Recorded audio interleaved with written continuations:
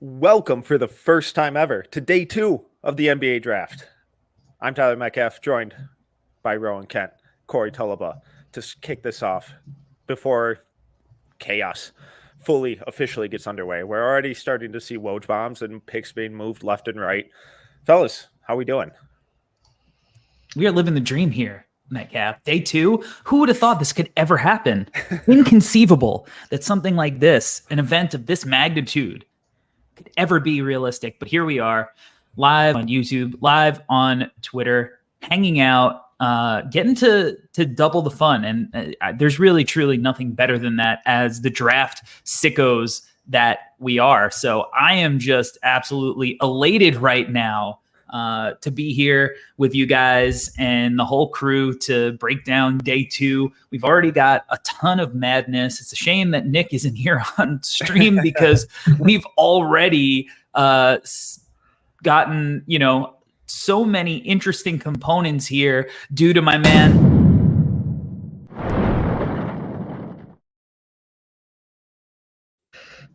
Woj.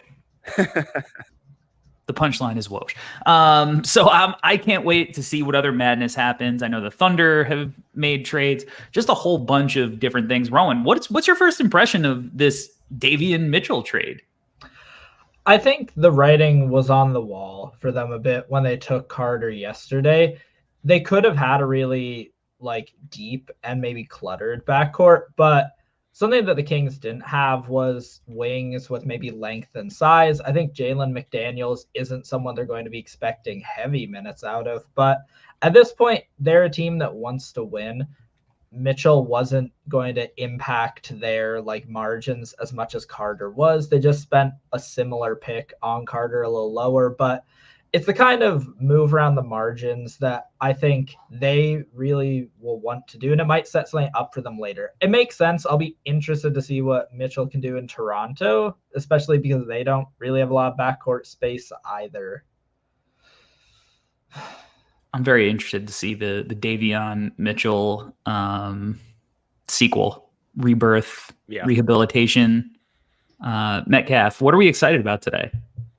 All of it, just how impossible it is going to be to track every single pick. We're already seeing a ton of movement. There's always a ton of movement in the second round. So no one's ever going to be wearing the right hat. If we get anyone up on stage or announced and they're given the proper hat, it would be a first. I'm really excited to see where some of the quote unquote fallers from the first round end up going. Guys like Tyler Kolek, Johnny Furphy, Kyle Filipowski, Tyler Smith, and then even some sleepers like an Enrique Freeman, upperclassmen like Kevin McCullough. Adem Bona was getting buzz as a late riser, and we didn't see him go yesterday. So I'm really fascinated to see who keeps falling. If any teams are this is incredible value, let's just jump up and go get our guy, and where these guys end up, because I think there are a lot of names in here that we're pretty surprised fell out of the top 30. Yeah, I think that the moving up thing could happen. I mean, we've already seen some trades. I've been getting, texts throughout the day from people and organizations being like, who do you think is going to fall? How far do you think they're going to fall? So maybe if certain guys get into certain spots, teams start going, maybe we can do a future second next year and let's just go get a guy this year that we believe in. Right. So I think that's going to be an interesting subplot. I mean, I guess today is also the day, as Jacob Mitchell in the chat just brings up the name. Today's a day we're going to see Bronny. This is a day we can actually discuss Bronny in, a context that doesn't make the viewers feel like we're just pandering for ratings. I think that's going to be an interesting subplot of the night. Who's actually what kind of contract does he get? Right. Does he, allegedly it's not going to be a two-way. So allegedly, right. I mean, obviously Bronny to the Lakers at 55 seems like a lock for his floor, but what if another team takes him? I don't know. Things could get wild there. But out of the guys who are left on the board, who are you feeling is going to be the first name off of that board? We still have Toronto at 31, right? As of right now, I believe Yeah, and I'm just going to stick to our mock and kind of what what we've been hearing, and I think Jonathan Mogbo at 31 makes a lot of sense. I still like that play for them. They went shooting guard with Jacoby Walter in the first round. Kind of more of a long-term developmental piece there with a ton of shooting upside and offensive scoring upside. So take a swing on a guy that it's kind of an archetype that they've gone towards in the past, where really toolsy, athletic, versatile center probably doesn't ever shoot it, but the defensive versatility, the ball skills, the passing, it's all really fascinating. And he was really fun with San Francisco this year. Rowan, is there anybody, if it's not Mogbo, is there anybody that you think is going to be, because I mean, there's a lot of guys who have dropped into this range that maybe Toronto wasn't anticipating being there, right? So is there anybody that you think is going to or should be that first pick of the second round? I think for Toronto, Tyler Smith makes some sense of who can fit around Scotty Barnes. I don't think at 31 they might be looking for someone to like usurp the starting lineup, but Smith is a 6'10" like forward who shoots really well, has some solid movement skills, and really can be molded. I think the Raptors like to get guys that they can put through their developmental program. Their G League team is really great for different prospects they have to grow their skills. So I think Smith, while being pretty different than Mogbo, could fit in that same like forward space that they need. Yeah, I think he certainly could be interesting there. And, as much as I can't wait to watch Davion Mitchell and Scotty Barnes harass people up and down the court for spurts at a time, you're going to have to continue to surround those guys with as much shooting as possible, right? So I think that, that it's going to be interesting to see what they do there. I mean, I'll mention Kyle Filipowski is a guy that I just think is the best player available there. I mean, I've kind of been the high man on them. I don't truly care about any of whatever the intel has been on him throughout this process. Like, I've watched him for 2 years in college, and I think he's like a good basketball player.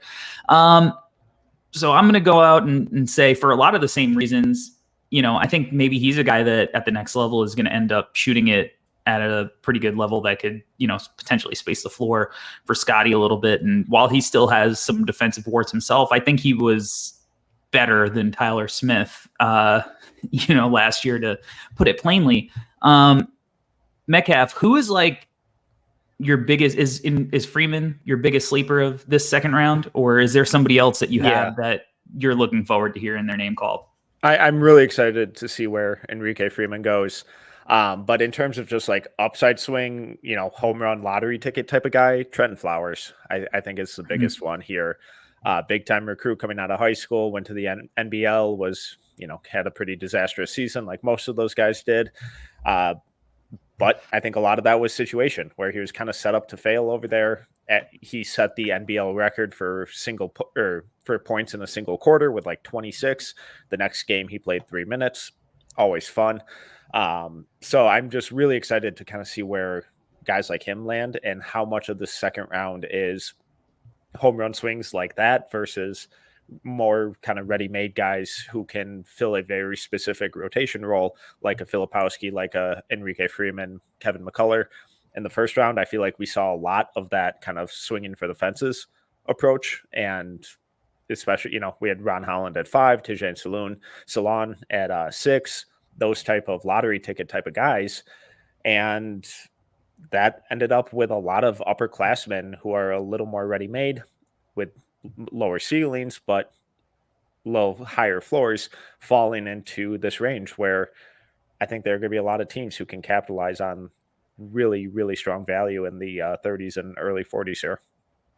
I know that the Wizards there's a lot of, buzz about the Wizards being a team that liked Flowers throughout the process. Do you think there are any other teams that, would be interesting for Trenton Flowers out there? Oh boy. I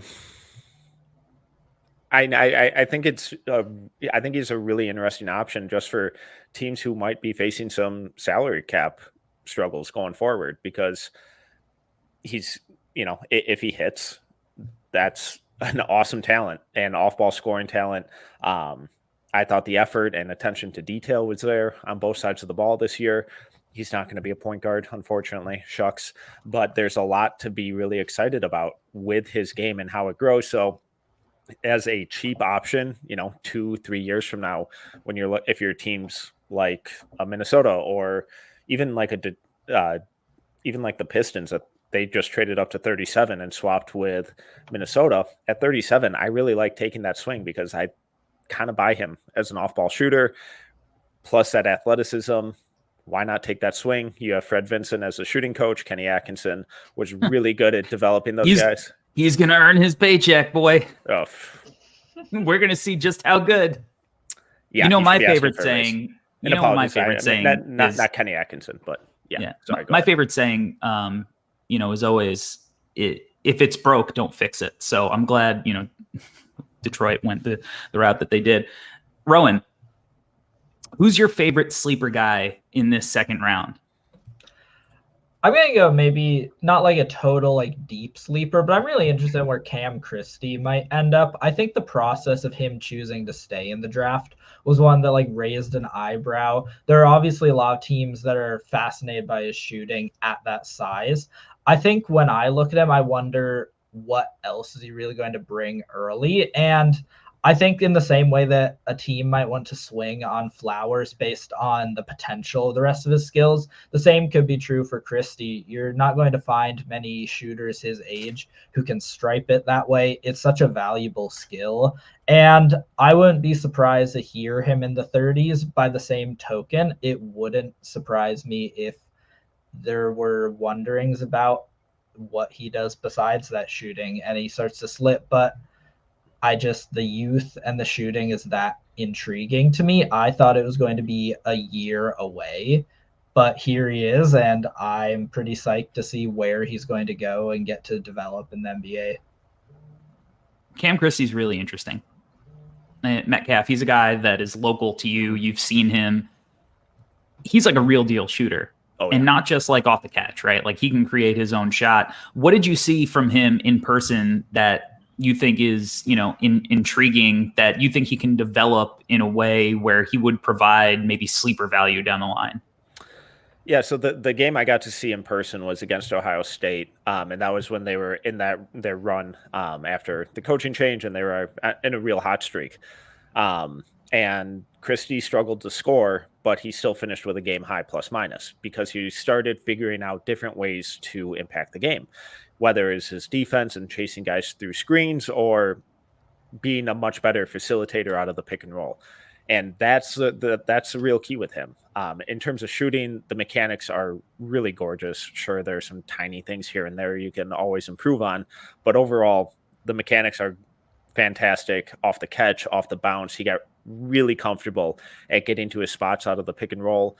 Some craft, just some the way he mixed up his tempo in terms of how he got to his spots was really high level stuff, especially for a kid his age.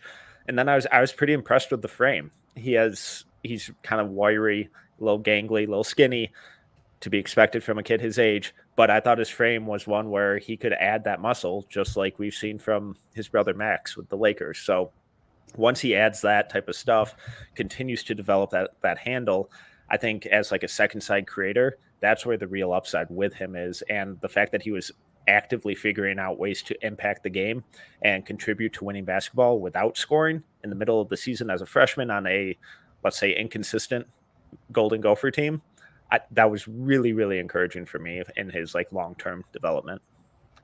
Better, worse, or equal prospect than his brother? I had Christie at like 15, so I'm going to say worse.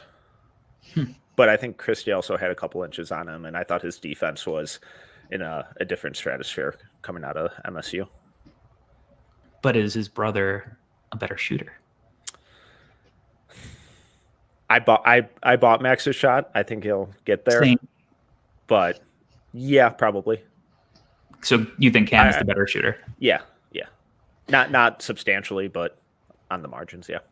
Now, a team like Philadelphia has a pick in this second round. Rowan, this is a team who, doesn't have a lot of roster spots committed to already. And obviously they're going to be, fitting in a lot of free agency signings into that cap sheet of theirs to fit alongside Tyrese Maxey and Joel Embiid. Is there anybody in this second round that's still on the board that you think, hey, like the Sixers need cheap guys who can fill out rosters? Like, are there any options that you think might be really good for them if they're still there? I don't think they're going to, unless force at like knife point, bring back Tobias Harris. So someone like Bobby Don't Clinton, you dare. That's Long Island legend Tobias Harris. You're right. Apologies on the slander. But I think someone like Bobby Clinton could work because he can, at his size, do enough of the things they'll need, probably from a backup forward. You're not taking him in the mid 40s to like get a starter in the way they might have taken McCain at 16 and feel confident that they've filled a slot around Maxey and Embiid. I think that Klintman had a year that stabilized his stock away from the drop last year that was seen publicly. And I think that it's pretty hard to overlook length and the touch and just like the grace he can have at his size. So that's one that jumps out to me as well at that spot. Harrison Ingram, if they want to go maybe in an older mode for a guy who they can just trust for 12, 15 minutes a game to make the right play, to keep things moving as an ancillary piece. Metcalf, what about you? Who are you thinking Sixers-wise? I really liked the McCain pick for them, but I think kind of like you're talking about, a lot of the guys you mentioned, they need some size on the perimeter. And, whether that's length or strength or a combination, guys like Filipowski and Tyler Smith, I think, make some sense. Kevin McCullough. That's the name. I think that'd be an incredible fit because he just does all the dirty work. And then if you have concerns about his shooting, well, cool. You can just kind of plop him in the corner and play off of Embiid, Maxey, McCain. He doesn't have to create anything. So I think McCullough would be an absolute home run at 41. I mean, McCullough in the second round would be terrific value. And I mean, I partly think that he's still there because of his injury, but I do think that there is something to the fact that teams were a little bit scared of age. Don't connect, dropping down to the Lakers pick shows that, like, even if you put up 25 points per game in the SEC, you're probably still not going to go super early in what we think is a weak draft, right? So, part of it's the injury. Part of it is probably there are still legitimate concerns about his shot. But Kevin McCullough does so many awesome things on a basketball court. Getting to spend time with him for a couple of off seasons, it's not as if he doesn't know that his shot needs to be reworked. But I think his perspective was, why am I going to rework my shot now in college when I get to the pros, they might want to rework it again? And now I'm going through 3 different forms in X amount of years. That could be pretty rough for a shooter because now all of a sudden you're thinking about what you're doing instead of shooting it, right?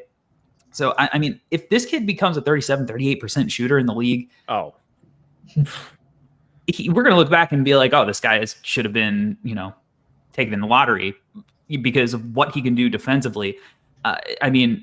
Steals, blocks, positionally, like, he's just an absolute stud. And then offensively, his feel for the game is through the freaking roof.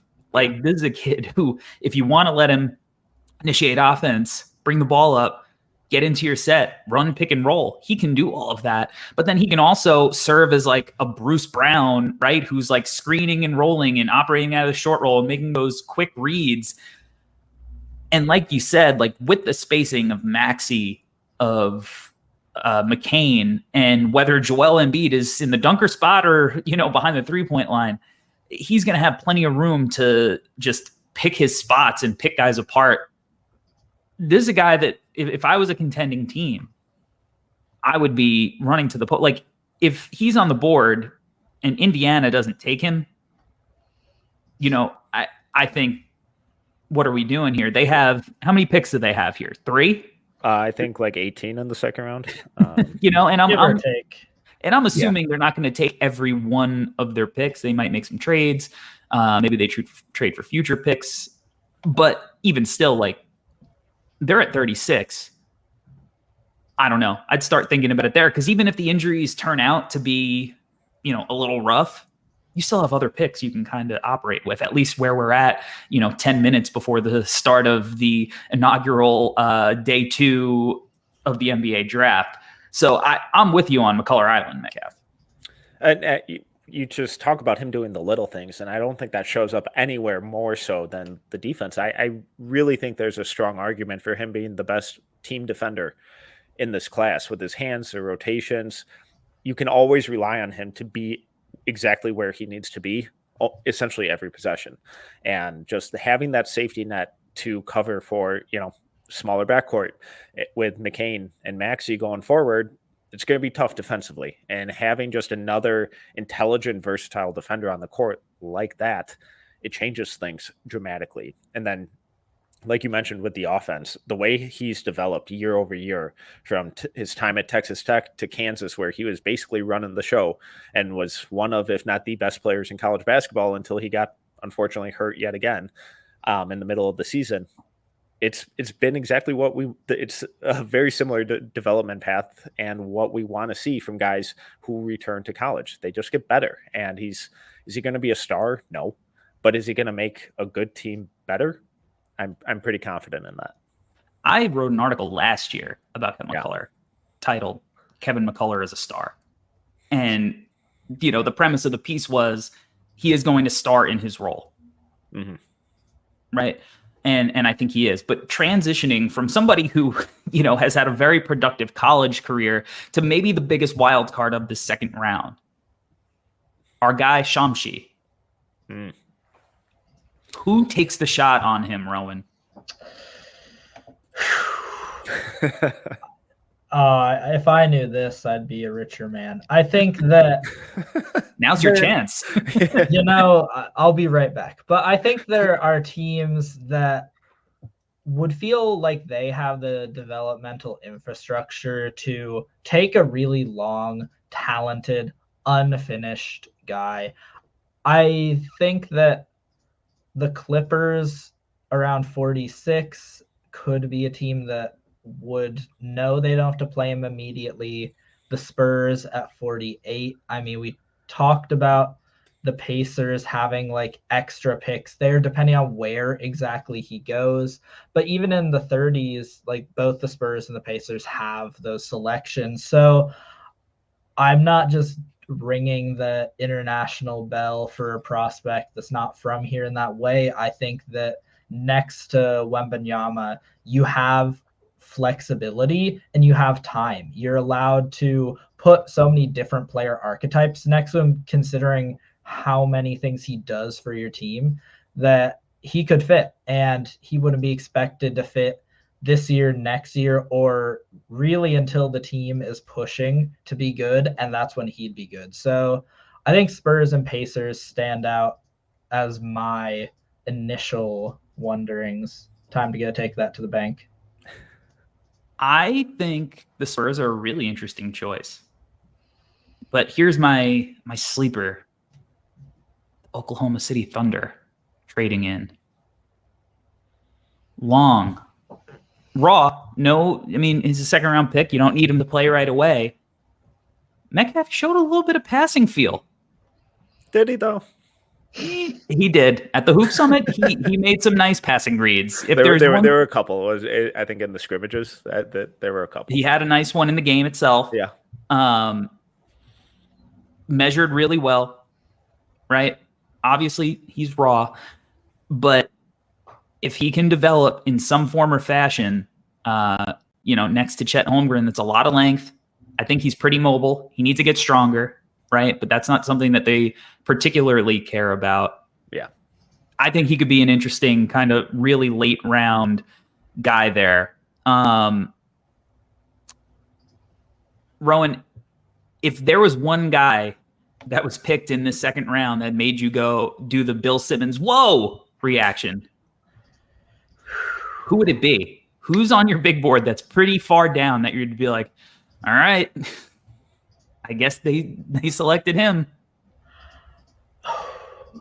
I think that I would be like excitedly like surprised. I think that Antonio Reeves of Kentucky is someone who I expect to fall more into the undrafted range because there might be other upside swings that we've talked about. I'd be like, wow, because it's going to be higher than I have him. He sits at 60 on my personal board, but not because, and you can shake your head all you want, Metcalf. Metcalf's fuming right now. Disgusting. I think he can play a role next year. I understand why he doesn't get as much buzz, and it would surprise me even towards the end, unless it's maybe some of the two-way guarantee, non-guarantee wondering there. That one might surprise me. Apologies, Metcalf, if this surprises you derogatorily in that way, but no, I would be surprised if he got drafted. You don't have to lie about this, Metcalf. You know it hurts. I mean, I'm never going to talk to Rowan again after this, but it's fine. No, I get the concerns with Reeves. I just think he's going to outperform wherever he goes, whether that's late second round or UDFA, whatever. I wouldn't expect him to necessarily get drafted, and I acknowledge I'm much higher on him than most. For me, it would be either Jackie Kui, apologies on pronunciation, the Chinese wing, or Babacar Sane. That one would absolutely floor me. That's a great call out.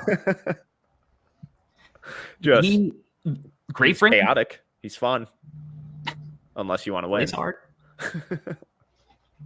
But hey, I mean, look, if we're going to do it with the other Ignite prospects, what about the context? The context of the Ignite program, it was just not good. We got to blame it on that a little bit, right? Okay, so what, we move them from 95 to 90? You said it, not me.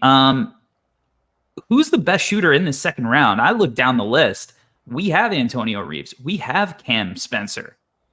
Jalen Wells is on the board. I mean, there's a lot of guys who can really Pelle Larson, right? Like there are guys who can shoot this ball still left on the board. KJ Simpson.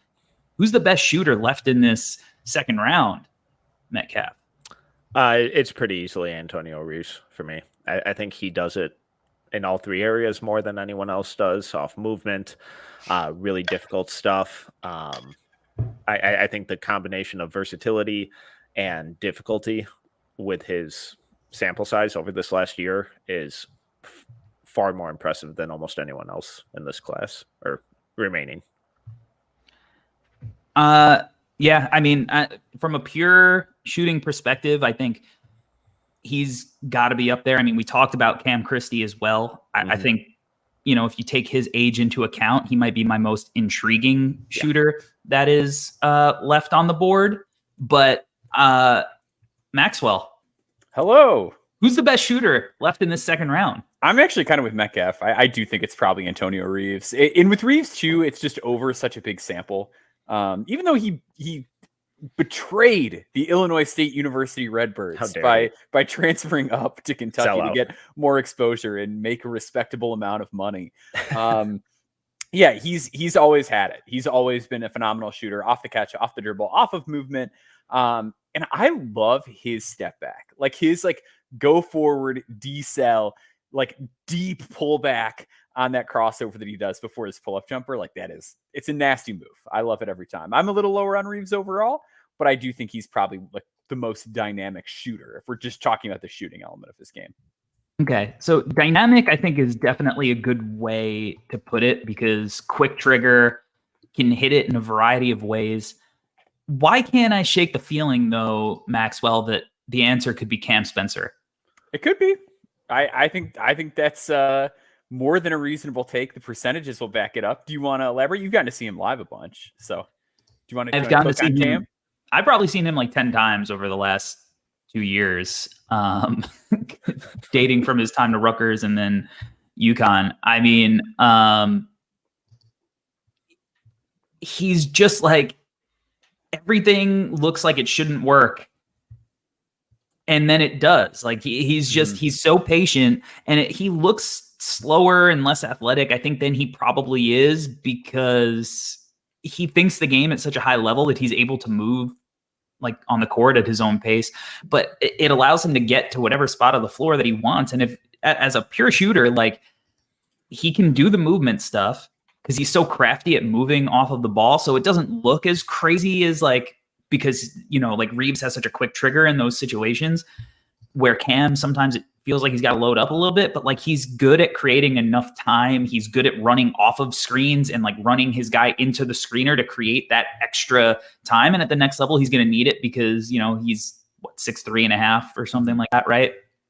But I mean, he's a career 88% free throw shooter, a career 42% 3-point shooter.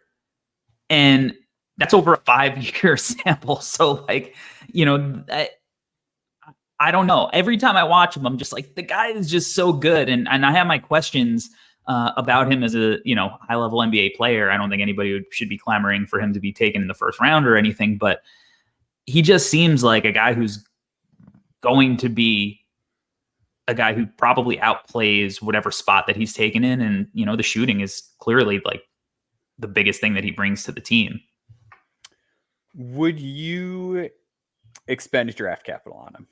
Because I think like that's like where I have a hard time. It's like I think he's good, and I wouldn't mind him as like if I just get him as an undrafted. I think for me where it gets a little tricky is like, do I want to draft this guy? But I think if at a certain point, if you're just like, I think he plays in the league and these other guys don't, obviously you do. But that's like what I've had the hardest time with Cam Spencer is like it just does feel like even if he hits the optimal outcomes, he's probably still like a minimum contract guy.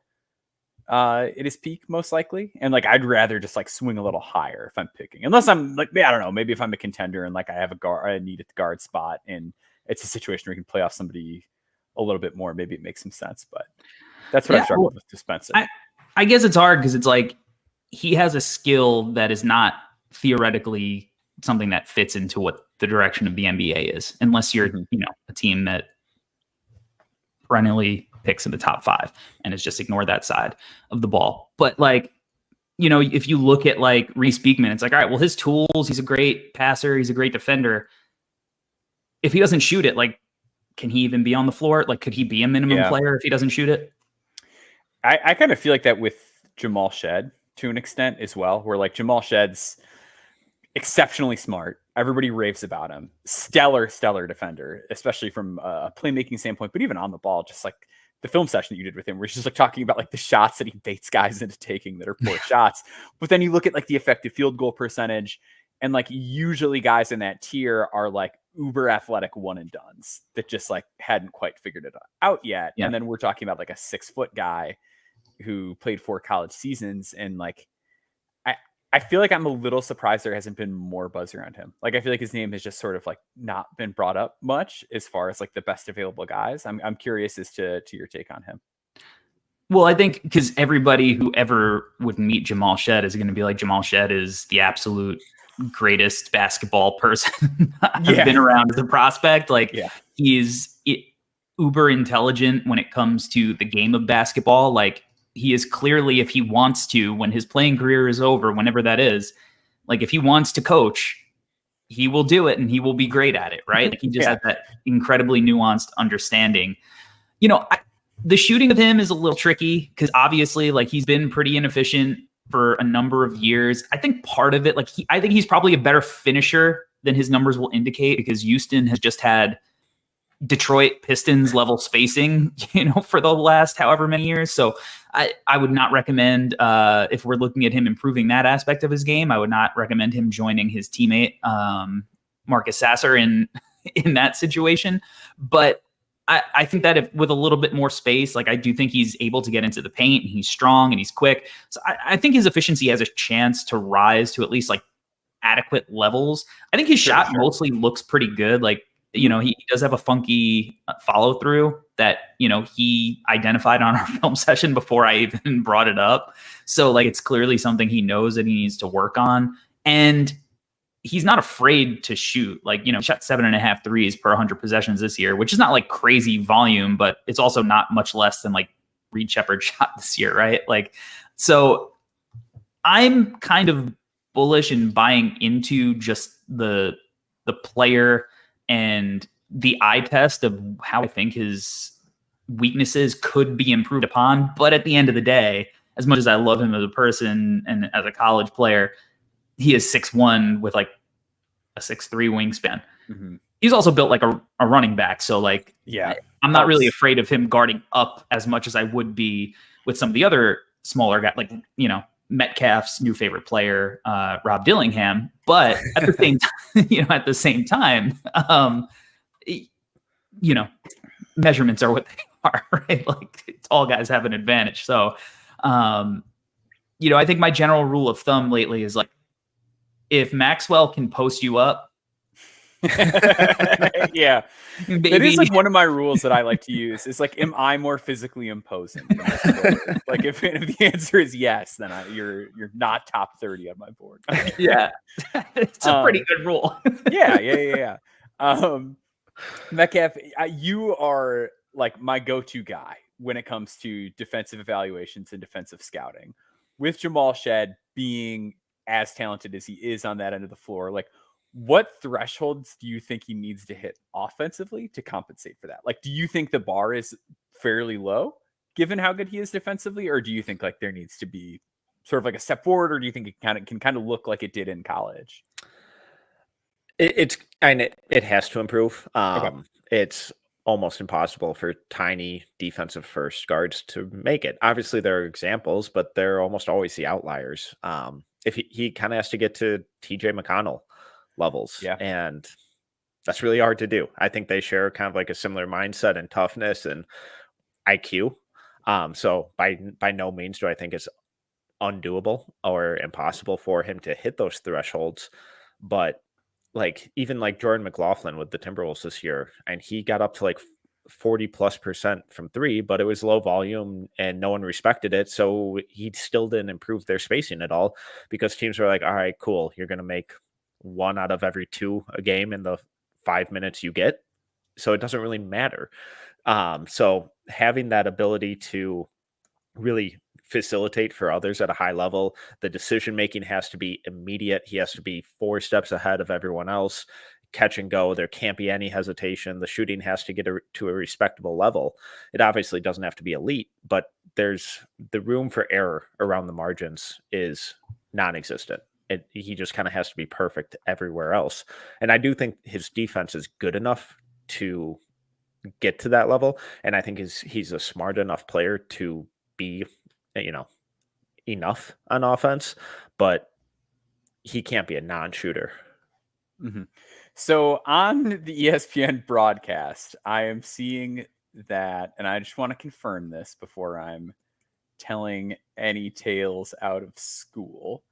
I believe that they are making reference. I wish Twitter was a little. I missed the days of the check mark matter actually, meaning something. Allegedly on ESPN, there was a remark made about the girlfriend situation being a reason that he might have dropped into the second round. Kyle Filipowski having an older girlfriend being part of the recently drafted second. Do you guys care who a player dates? Does that affect their draft stock for you? I'm going to go with a no.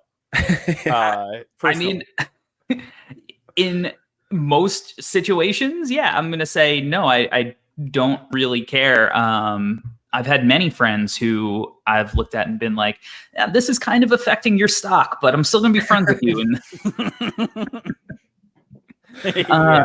And I probably had friends who thought the same thing about me and my poor decision making, probably on multiple occasions. But I like in this situation specifically, I don't care. And I know think it's so silly. Yeah. But we know weird that it is a legitimate talking point because this is something that we had heard. I mean, it's come up behind the scenes. It's like a legitimate thing that teams care about. Yeah. Like I didn't think this was going to make it to like, one of the biggest basketball podcasts in the world. Yeah. Yeah. To me, I don't know. Like I have a bucket of things that I like to consider like silly intel, where it's like, this is something that like is kind of silly to care about, like period, point blank. Like you can be hung up on it if you want, But I always like to make the Jaylen Brown, like, is he too smart example of just like, is there going to be any way that this negatively manifests itself on a basketball court? Like, I don't know. Until we hear reports that it's like Kyle Filipowski didn't come to practice because he was like hanging out. It's like, I don't know. Like, until you can point to a concrete way in which this affected his ability to play basketball, I don't get it. I think from what I heard today, I tried to kick the tires on him. The word that I heard is teams just don't buy it. So I heard too. To the same extent that I do, I think he was, I think 16th or 16th on my board. The concern is just like defensively, like there are teams that are not sold based on the tape. There are teams that worry if the shot is just like okay as opposed to great. Yeah, I think it. What do you guys think of Filipowski? I mean, I obviously had him like firmly in the first round, so I think he's quite good. I think he should be one of the first guys off the board here. But where are you guys at with Flip? I had him as a lottery guy, so yeah, I think he should be the first guy off the board. I just the value is. I mean, look, do you need two Kelly Olynyk's on the same team? Probably I don't know. Yeah. Depends. I don't know what the passport issue is in Toronto. Like, one guy loses their passport or something happens. I don't know if you've ever driven through that border. It can get murky when you're with, a group of people, maybe a bus. So who knows? I take two of them, right? Can't hurt. Double it. Yeah. He's got a 2-year sample of being a good college basketball player with a dribble pass shoot skill set. Like, I don't know what we're thinking here. That's what I keep going back to. It's like there's just not a lot of guys that are like 6'10" that are even respectable shooters at his age on that volume with his sort of wiggle and like face up downhill passing game. It's hard to find. Yeah, if you think of him as a center, then I get it. Because defensively, he's not going to be able to do center things. Like, he might be able to bang a little bit in certain situations. Like, I certainly think he's switchable enough that he's going to be able to be fine when you try to post him up. But like, if you're trying to post him up consistently, like DJ Burns, like, I'm sorry, like that's not winning basketball and that's not how teams play in 2024. So like, I think he's mobile enough defensively on the perimeter that he's going to be just fine. But look, if you don't believe he's a shooter, and I think there are reasons for that, his free throw percentage went down this year, even though his 3-point percentage went up. But I just look at like, if we're going to sit and say some of these lottery guys, like, oh, we put him in OKC, they'll help him out. They got a great shooting coach.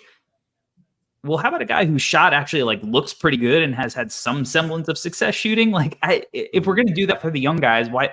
Filipowski's only a sophomore. It's not like he's a 4-year college player who was dominating competition. Like, he was the best player on a good Duke team this year. So do I think he was the best prospect on that team? No, I think Kane was.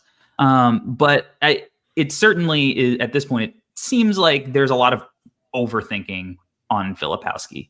And if it's any of the intel has anything to do with it, like unless teams are worried about like him trying to like weasel his way in with their wife, then I don't, because they're older and he's got a fetish about it, then I don't know. I don't know. Metcalf, we've got the Raptors on the clock. They picked Jacoby Walter yesterday. Who is your guy here if you're the Raptors?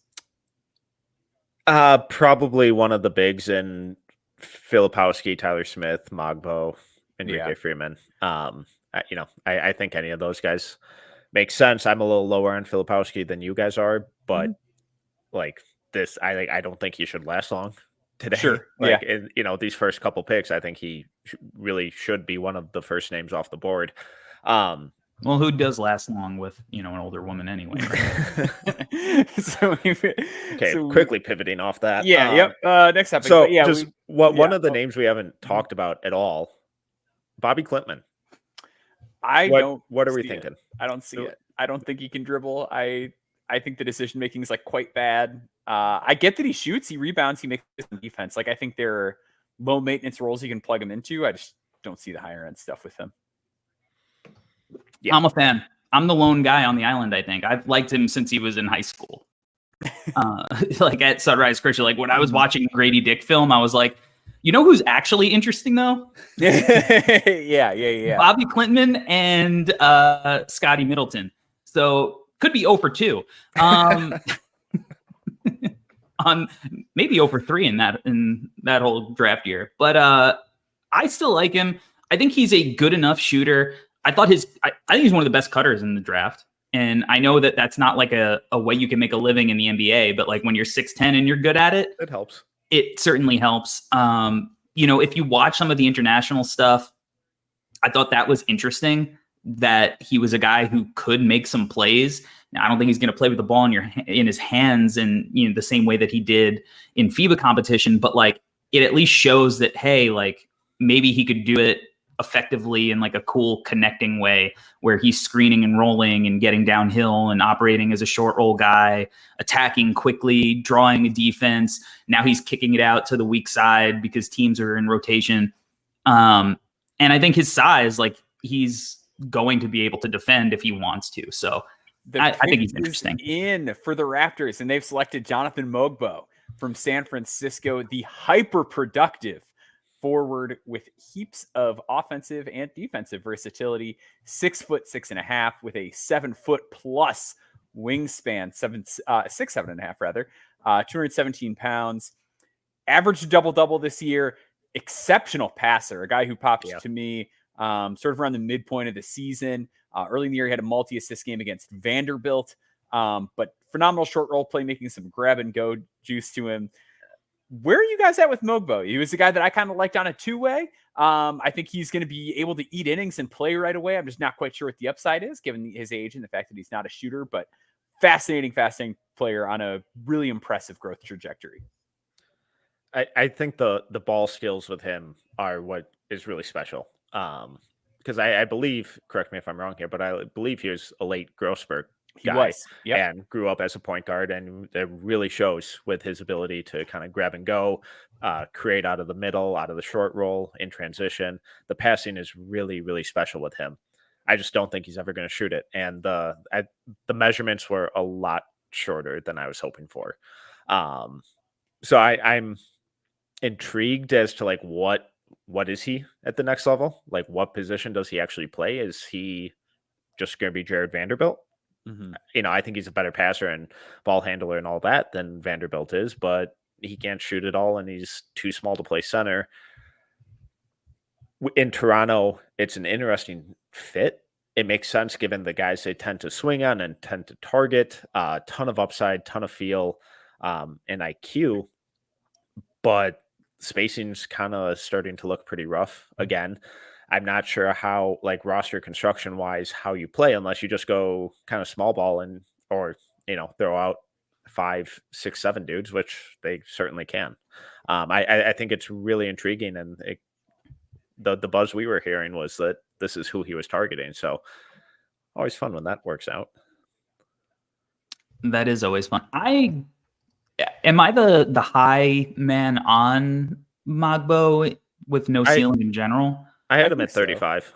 Yeah, I think that they should like sign him to a guaranteed, like one of these like 4-year, $8 million guaranteed deals where it's like low enough that like if he hits in a big way, it's like, oh my God, what a value, contract we got for him.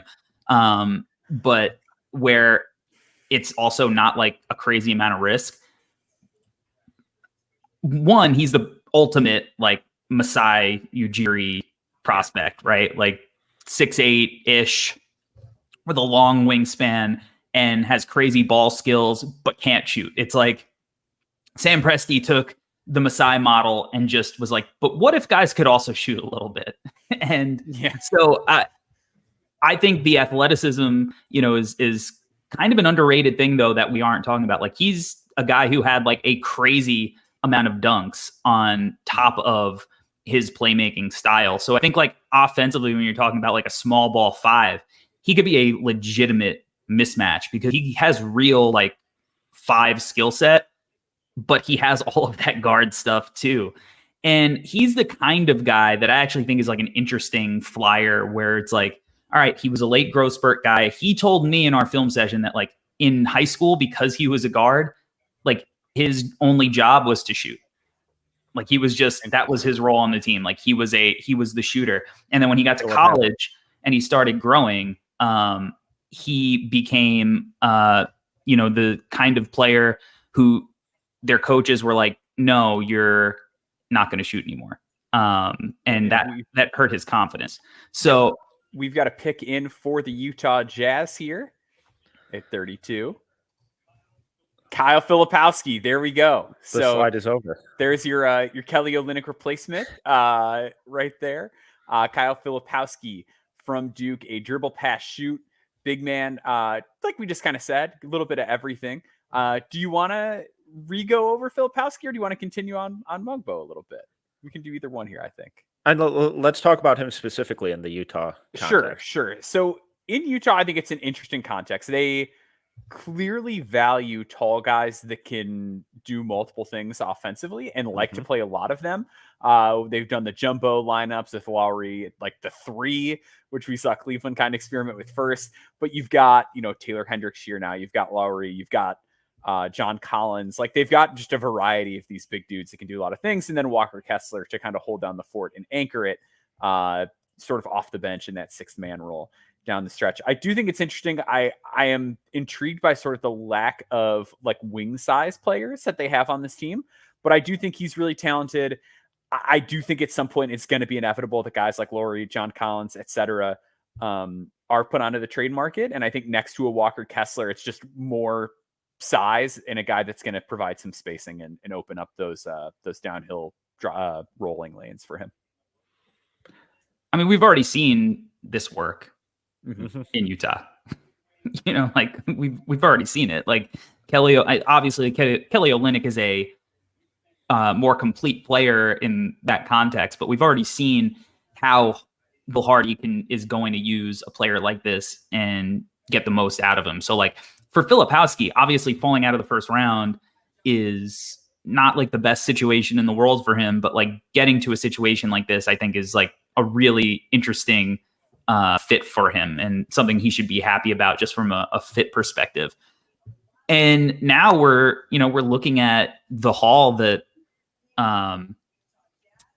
Utah had, and they got a really interesting haul on draft night, right? Like, they kind of fulfilled a bunch of different positions of need.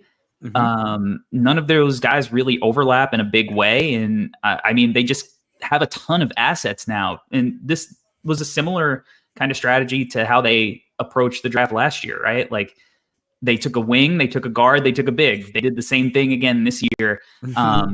So like, either their G League team is going to be really awesome next year, or they're going to have all of these young guys playing a bunch of minutes, probably are going to be bad again. And now all of these ancillary guys who have gotten experience and, can kind of do a bunch of interesting things together, maybe you're going to be, put in a position where now you have a guy like Dylan Harper, or Ace Bailey, or, Nolan Traore, like whoever, to kind of put all of the pieces together, maybe Cooper Flagg, to now all of a sudden the Utah rebuild feels a lot more real. Right. And now they can start putting the pieces in free agency and trades and whatever to start competing after they get that last domino to fall. So I kind of love what they did.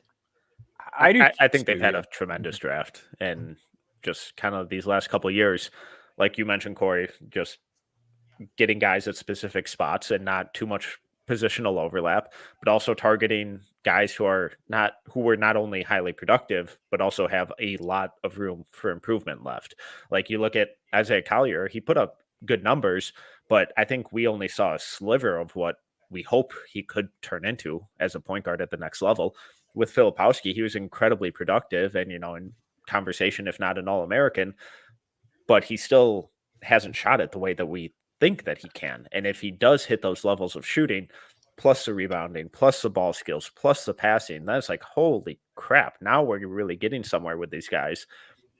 And that's not even to mention the guys from last year in Hendricks, Sensabaugh. We saw the leap that Keontae took. So I think Utah is doing a really fascinating job of kind of building out this team with the long-term approach, but also guys who can play relatively early and still get those developmental reps without having to sit or, force it in practice or the G League.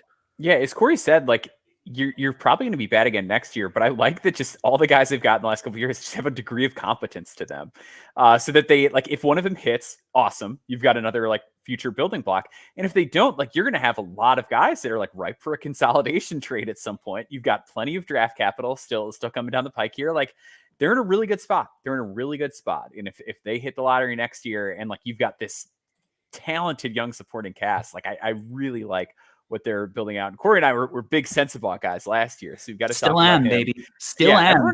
Keontae George gets all the love because he had the best NBA rookie season. But don't forget about Bryce Sensabaugh. Ice Bryce. He was cooking at the end of the year. He was. Looks like pick is in for Milwaukee. We should have that in just a moment. We are just waiting for the podium announcement here. What do you guys think of this format on ESPN, by the way? It's a little cold for me. Yeah, I kind of hate like a local like mom and pop shop restaurant cleared out for them, and they were like, "You guys have like 12 tables." Mm-hmm. Yeah. That is super awkward. The players and family just sitting.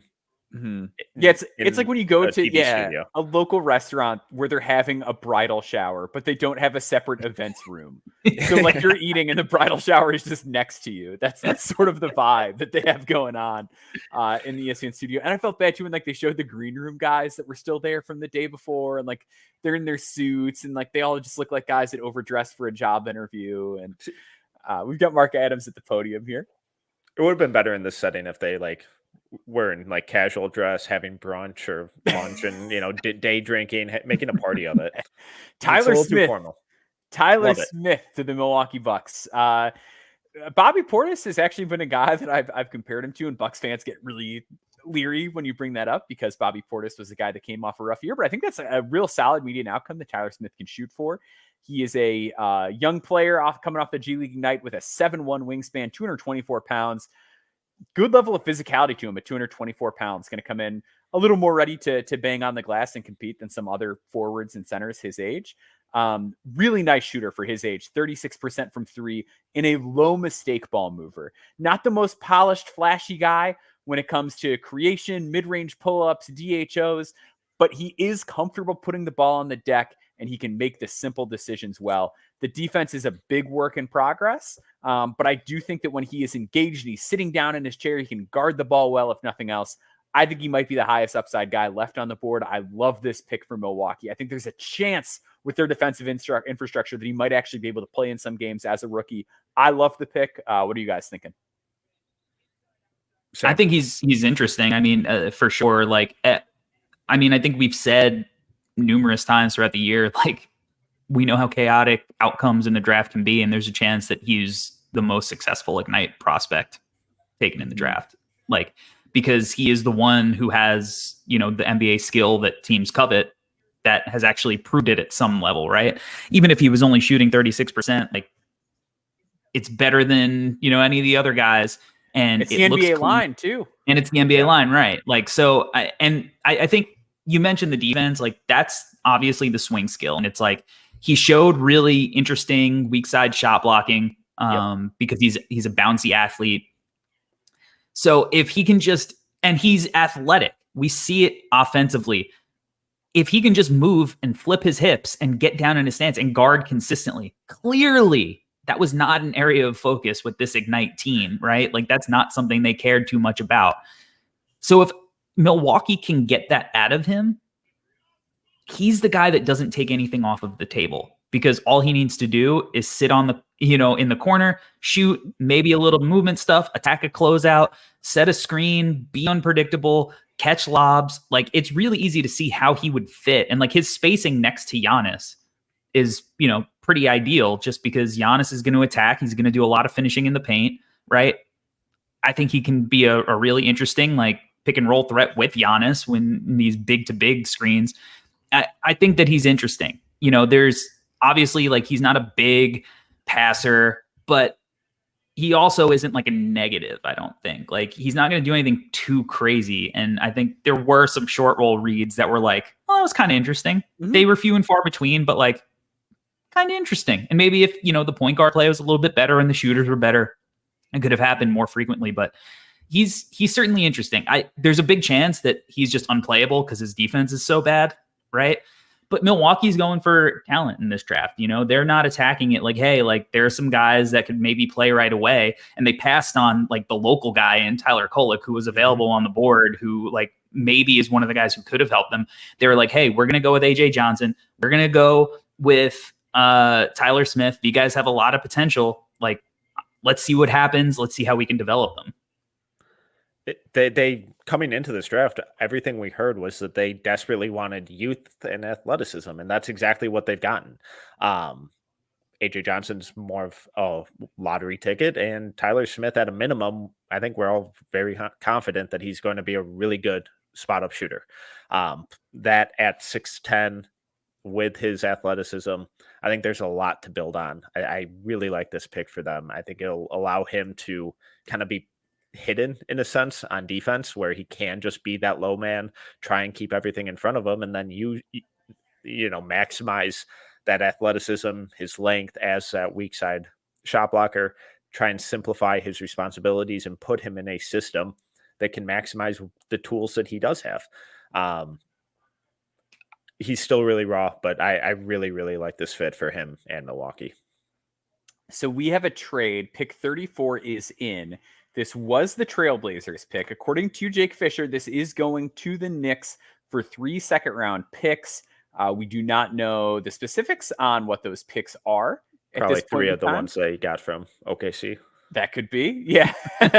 They got a true handful of draft picks, just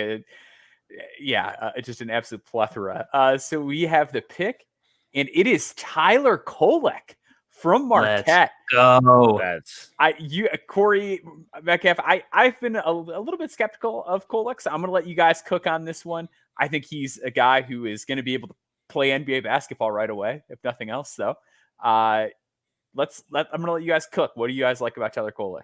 I'll tell you who the loser of this pick is. Ryan Arcidiacono. Mm-hmm. Who I thought maybe was going to get together to complete the Infinity Gauntlet. But I love Tyler Kolek, man. Like, this is a kid that, you just look at him and you're like, man, he looks like the water polo dude or like a, lacrosse player. Like, this dude shouldn't be on a basketball court. And then he gets on the basketball court and he is just mother effing everyone. He's up and, playing like, he's not fast, but like he can play with pace. So they'll like briskly jog up the court and he's all of a sudden like there's a dunk at the rim from Oso because, he fit a perfect pocket pass 4 seconds into the shot clock and your defense isn't set. He's just super, super crafty. He's a lefty, very left-hand dominant, but like he's so good at getting to where he wants to go by manipulating ball screens. And the fact that he can make like just about any pass in the book, it opens up so many different things. He fits the toughness and the culture that the New York Knicks have built. And as somebody who is a born and bred New Yorker and his Chicago Bulls fandom has been teetering for a long time, I'm excited to get to watch my local team do things that I would like, the team I grew up rooting for to do. But he's not a guy that is going to be shooting a ton of shots off the bounce, but he's been a consistently good shooter in college outside of like an outlier year as a spot up shooter. I think his strength, even though he's not physically imposing, he's got a short wingspan. Like he's almost 200 pounds. Like he's going to be able to hang physically, not get abused in that way. And just his IQ, he's always had a good, steal rate because he just reads things so well on the floor. I mean, I don't know. At this part of the draft, like, great, let's get some backup depth because Miles McBride doesn't really do a lot of the, point guardy things. Like they kind of use him as like a wing, even though he's the size of a point guard. So as a backup to Jalen Brunson, I think he can learn a lot. I don't know, Metcalf. I think that's a pretty good situation for him. I would have taken him at 20. I frequently hear that, oh, he's not a great athlete. It's like, really? Because he gets to the rim whenever he wants. He had the same max vertical as Isaiah Collier, who frequently gets touted as an elite athlete. So I think that first step, that prolonged top speed may not be there, but those first couple steps are elite, especially when he gets to his left hand. On drives to his left, he shot over 70%. at the rim, for being a purely below the rim finisher, he shot 60%. Those are elite numbers. And then out of those drives, he's also a fantastic playmaker. You mentioned the spot up shooting. I love this for the Knicks. I think it's an absolute home run. So we have the Spurs pick in at 35, and it is Johnny Furphy from Kansas. I love this for San Antonio. They need some shooting. They can take their time a little bit because they have enough other guys. Does this go to San Antonio? Indiana. Oh, Indiana. Okay, so Indiana is getting this pick. Yeah, solid pick there. They could always use shooting. It's funny because I mentioned to Corey in a text conversation a while ago, Johnny Furphy, a 6'7" wing with a 6'8" wingspan from Kansas, who was hyper efficient down the stretch, really broke out during the later half of the season. The guy his tape reminded me of was like a more rebounding, tilted Ben Shepherd during his junior year at Belmont before he broke out as a senior, where it was very off ball, very active, lots of movement, lots of relocation, lots of cutting. In a pretty jump shot. And that's what Johnny Furphy has. It's going to take a little bit of time, I think, for him to round out his frame. He only weighs 190 pounds, so he's going to be on the slimmer side coming into the league. His defensive on-ball technique, I think, needs quite a bit of polish. A lot of his rim finishing numbers look impressive, but he was assisted on like 90% of his rim attempts. So want to see him get all the way to the basket by himself a little bit more. But yeah, love the swing on Furphy here in the second. Go ahead, Metcalf. You were early on him. He had a weird year. January, February, he was looking like a top 10 pick when, right after being elevated to the starting lineup because he was the only guy aside from Kevin McCullough who could knock down a shot.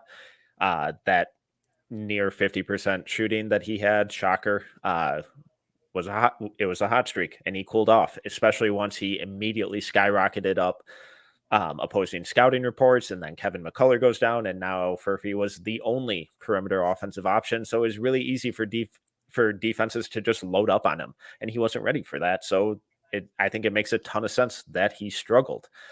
He's not going to be the primary option in Indiana this year, next year, the following year, 5 years from now. So that ability to be a spot up shooter, to be a play finisher, I think he's an elite rebounder for his position. It makes sense. He feels like a perfect complement long-term to guys like Pascal Siakam and Tyrese Halliburton. He can really play off them, the off-ball movement, the cutting, the offensive rebounding, the defensive rebounding as well, the transition scoring. I think it's a really, really, really strong long-term thinking move. And as a play finisher, I really like him. Yeah, he's not going to be a big-time playmaker or on-ball creator, but I don't think he has to be, especially in that Indiana context that has so much ball and player movement already ingrained into it.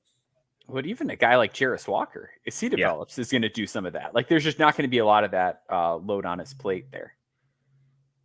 Yeah, I think, like, if you were ever worried about his like creation ability and how he only could be a guy who was playing off of the ball, like, not really a better situation for him to land in than getting to play off Tyrese Halliburton, right? Like, and, I think looking down the line, I think, you kind of want a guy in Indiana who maybe is a little bit more reliable than a guy like Andrew Nembhard to be kind of a third scoring option, but you're not getting that in the second round, most likely. So, I think this was a really good pick. So the Spurs did get the 36th pick in that trade. That pick is in. It is Juan Nunez. Spurs are going to Spurs. So they get another sort of playmaker in the mix here. He is a true point guard. There is no doubting that he's a point guard. He is a dazzling passer. Gets the free throw line a lot, always in the paint, sort of lives at the rim. Interesting player, has a lot of work to do as a shooter and a defender, but in the second round, he's got a really bankable skill as far as his playmaking. Well, Maxwell, why don't you talk to me about his playmaking? Because I remember where I heard it, but I heard he was somebody who can like kind of run a pick and roll. What do you think about him as a passer? I think he is a spectacular passer. I think there are very few more polished, creative, consistent passers in this class. I think between the pass placement, the ball screen manipulation, the creativity, there is very little gripes I have with his playmaking. My gripes are more so, and he actually like flew under the radar because he was at the European Combine, like, measured astoundingly well, like way bigger than I thought. Was his actual height plus wingspan, like got some meat on his bones, like He is NBA point guard size, which I think is going to go a long way. The question for him, I think more than anything, at least on the offensive end, is just the jump shot. He's always been sort of in that like low 30s sort of range, never been a spectacular free throw shooter either. But he again, like it just comes back to he's a 20-year-old player in a pro league with one skill that he is really good at, and you kind of hope the rest comes around in time. But if nothing else, he generates steals defensively. Like he knows what he's doing out there. So there's what, a 5% chance that he comes over this year because he just signed with Barca. Yeah, I would assume minimal possibility that he is there this year. Do you like this direction for San Antonio? Like, do you like the stash pick? I mean, obviously there's CBA implications and other things that go into making that sort of a decision. But with some of the talent still on the board, like, would you have rather just said, give me AJ Mitchell and let me play him right now? Give me a KJ Simpson and get him out there right now? Or do you like Nunez here? I think Nunez is interesting. I mean, look, there is no timeline that they need to be on. And I think that, you know, whatever the buyout is, however long he's got to be there, by the time he comes over, he'll be more mature, you know, with his game, with his frame. Wembanyama, the Spurs, whatever they look like, they'll be more mature. That roster will make a lot more sense. And so it doesn't hurt to be patient. I think I have been very vehemently we need to speed up Wemby's process now. Yeah. Like, we've seen how that backfires time and time again. LeBron's Cavs, Anthony Davis's Pelicans, you know, like it just consistently, it'll backfire if you try to rush the process. So like, get as much talent as you can, as cheaply as you can, build it organically, don't rush things. And if that means you're going to draft a guy that you believe in, but you might have to stash a little bit, then do it. You know, that's where I'm at with it. And he's going to play for Barca next year. He's probably going to get a ton of minutes for Spain in the Olympics this year, if not start for them at point. He's an incredibly talented playmaker. I really worry about the shot, and I thought the defense was also really bad this year. So I'm just not sure how he improves them or adds something that they don't have kind of already. The playmaking's special. It's arguably the best in this class. So long-term thinking, the Spurs clearly weren't overly enamored with anyone in this class after Castle, after they traded the 8th pick for a pick 7 years from now. So, you know, it's a solid lottery ticket swing in the early second round. Why not? Yeah. So we got some more trade movement. The 38th pick is going to be on the move. That is no longer the Knicks pick. That is going to be Oklahoma City's pick. So just something to keep in mind. Right now at 37, it's going to be the Detroit Pistons making this pick. Yeah, they swapped 53 with the Wolves earlier for Wendell Moore. Perfect. How did you feel about the Wendell Moore experience in Minnesota? What are your favorite memories of that? Okay. He has zero confidence. He was never given an opportunity to really show anything, and the fleeting opportunities he had, he looked like a deer in headlights. So it was just tough because he was one of those guys who was, you know, young for his class in college and productive across the board, but just like didn't have that one thing that gets him on the floor. Yeah, I get an opportunity, and I think because of that lack of a major skill, I don't think there's going to be like a high demand second draft market for him either. Like it's going to have to be a fight back up for him. So the pick is in at 37 for the Detroit Pistons, and it is a man that we talked about earlier, Bobby Klintman. Big man. 6'10" in shoes, 6'11" wingspan.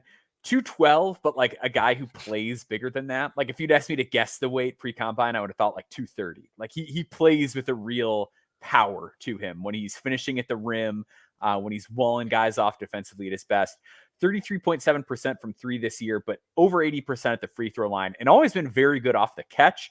It's more the self-creation where he comes up short. But a guy, I think if nothing else, in my opinion, I think he can eat innings. He's a guy that you can put out there. He's not going to embarrass himself physically. The decision-making needs work, but he's a guy that you can park in the corner, shoot, have him cut off the ball and make some stuff happen on defense and get after it on the glass on both ends of the floor. I think Fred Vinson needs ownership stake at this point. My God. It's fine. It's a fine swing, especially in the second. He might be the best floor spacer on that roster right now. He really is, like, legit. Like, I mean, probably, but like, and he'll at least be a good cutter off of Cade's pick and rolls. Sure, that paint won't be packed at all. Yeah. So we're really going to find out how good of a cutter he is. So I had somebody tell me that the thing that Trajan Langdon values above all is defense and athleticism, and it looks like it. Well, is Bobby that athletic? Because I think he's pretty athletic. I mean, I think he's athletic in terms of like running up and down the floor, but I think there's like a lack of functionality to how he jumps. Like his half court finishing was appalling this year. He was 46.3% at the rim this year. Like I think he really struggles to get stuff done around the basket in traffic. And as we've mentioned with this Pistons team, I think there's going to be quite a bit of that around the basket. It's not pretty there. They're a team that is certainly going to continue to lose a whole lot of games. So if that's the goal, because next year's draft is the real draft, then like sure, like I get it. I mean, I like the pick in the second round. I mean, he's been a very divisive prospect. Klintman, like I remember this is before like Klintman last year when his stock started like trending up to where it looked like he might be a guy that was taken last year. I had texted somebody in the league and I was like, what do you think of Klintman? And they're like, I don't know. He's kind of theoretical more than anything else. And I still think that rings true a little bit, but like, I think his main like way that he succeeds in the league and his role is going to be like, he's a guy that I think has a projectable shot, good free throw shooter. I think the form looks pretty good, quick release, high, like, and he dunks like when he's open. I think that's kind of going to be his role. Like, I don't think his role is all that dissimilar to what the Hornets are going to get out of Saloon, right? Like, or Salon. Like, I think Salon's a better prospect because of age and his measurements and whatnot. But, I think when you're looking at what you want out of Klintman, it's kind of like that kind of role. And I think that's something he can do. Again, do I think that, this is a great fit for him? Not a lot, but I also don't think in this situation he's really going to even play too much. Like he seems like a guy that's probably going to get a ton of G League reps early until they kind of figure out the Isaiah Stewart situation because he's a 4, right? Like he's, you could probably play a 3 with him and they can flip flop that sometimes, but if you said what position is he, you'd be like, he's a 4. So I'm still a guy who thinks he's going to be a player, but to me, like Detroit is drafting him for another team a couple of years down the road. And we've got a pick in, and it is AJ Mitchell to the Oklahoma City Thunder, a very polished guard. Really, really good at getting to the basket, really good touch at the basket, just absurd finishing numbers for AJ Mitchell this year on a team where he did not have a lot of help at UC Santa Barbara this season. Last year, he made the tournament, had a nice game for himself against Baylor. Rim pressure is the name of the game with him, like very functionally strong in a not super obvious way. If you look at him and you just see like, oh, he's, 6'5", good measurements, about 200 pounds, but like really just able to get to his spots consistently through deceleration, through bumping guys around. Sees the floor really well, good rebounder for a guard.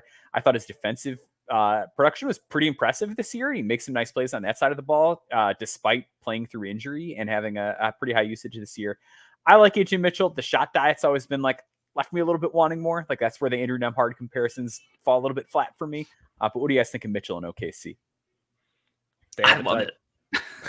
He could dribble, pass, and shoot. I mean, like he's not like a great like shooter from volume, but like I think that they're a team right now who are like betting on indicators and just like the ultimate skill level. And when our own Tyler Rucker wrote about him earlier this year, something that I found interesting was the P3 Twitter account, which is a California-based athletic science company, tweeted out that he was one of the best athletes that they had tested.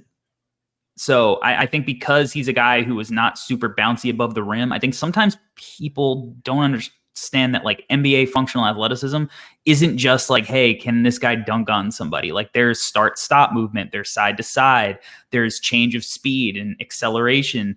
And that's, Mitchell's game. That's how he uses his craft to get to his spots on the floor. And, you look at his efficiency, you look at his ability to score, like you look at his size, like this is a classic OKC pick. I mean, I love what the Thunder have done in this draft. I mean, I think they walked right into Topic. They just took the best player on the board. I'm a big fan of Dylan Jones. Not only do I think he does a ton of different things, but he also like is the ultimate, like they buy into the person, type of guy.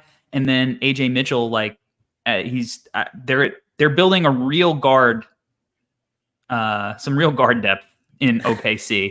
And the Blue look like they're probably going to repeat as champions at this point too, because of how much guard depth that they have. Well, and I think Adam Flagler is like a guy in a two-way there. Right. And I was doing some research on guys who were UDFAs last year. I'm like, Adam Flagler had himself a year in the G League this year. Like, that's a legit guy. Metcalf, how are you feeling with this pick? I like AJ as a player, and so what about as a person? Don't know him. I can't testify to that. But at what point do we start to look at their roster and be like, it's a lot of guards. That's a lot of dudes who are 6'6" or lower. Mm-hmm. Like I know they have a type, and I appreciate that they stick to their methodology and approach. But at some point, you have to have some sort of versatility in how you play and the bodies that you throw out there. And we saw how much of an issue rebounding was. I'm not saying just draft for rebounding, but at what point do you start to try and target guys who are a little bit taller and don't have to play the 1 or the 2? Not this year. Yeah, apparently. To answer your question. Are we sure it's even next year? No, we're not. I think that, look, if they had somebody on the board who was, 6'10", and could dribble, pass, shoot, and rebound, I think they would love that. But I think that they're a team that is very clearly practicing patience. And so I think that, this is for them in the second round. How many of these guys even stick? That's the thing. Yeah. Yeah. Like if you think a guy's sure. an NBA player, generally you just take him here. Take them and don't worry about your position, right? Like, so if they think AJ Mitchell's an NBA player, and I think he's an NBA player, I would have taken him in the first round, like, and been fine with it. Then I think that, you got to do it.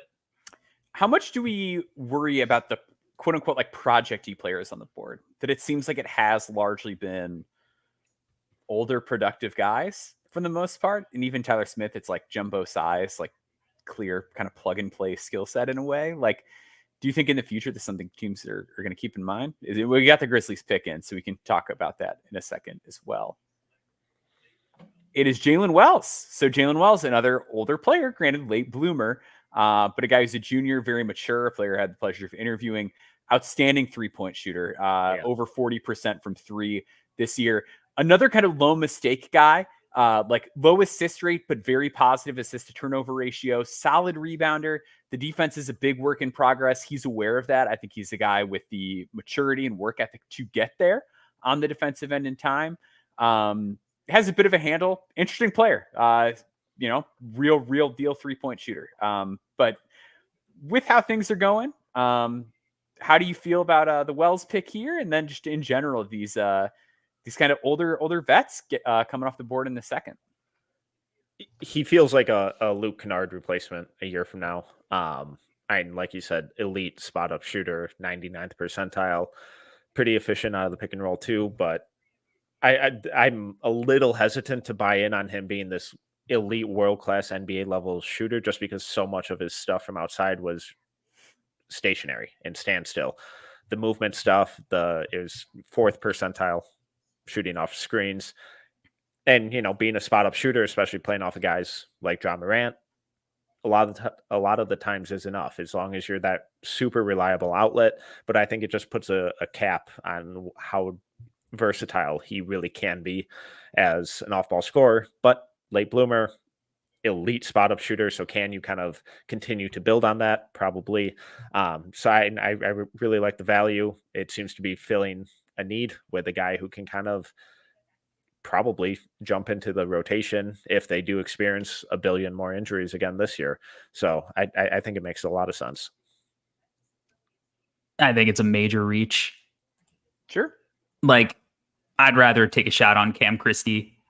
I think with Christie, like the playmaking element to his game is a little bit more interesting. Like when you look at both of them and you consider that they both have defensive and like strength struggles, I think the playmaking makes it a little better about Christie. Yeah, and like I think Jalen, obviously a great shooter. Like no one's going to dispute that. I'm worried about I'm really worried about him defensively. I don't know. Like for a guy, it's not like he didn't play with the ball in his hands. Like you had the pick and roll a lot. Yeah, to not be able to really make plays, like it's a bit of a red flag. Not that that's like major aspect of what he would be asked to do at the next level either. But there are just a bunch of other guys that I think are more interesting. I'd rather, if we're going wing, I'd take I'd take Jurisic there. I think his game has way more depth to it. I mean, even a guy like Shad Johnson would be interesting for them to me. So I think it's a reach. I've never really been on that bandwagon though. Like he's always been a guy that I've been like, all right, like I would have loved for him to develop his game in another year in college. And like, yes, agreed. And I don't know if he's going to get better at the things I wanted to see him improve on, like playing in the G League. Yeah. I think that's where I'm at too.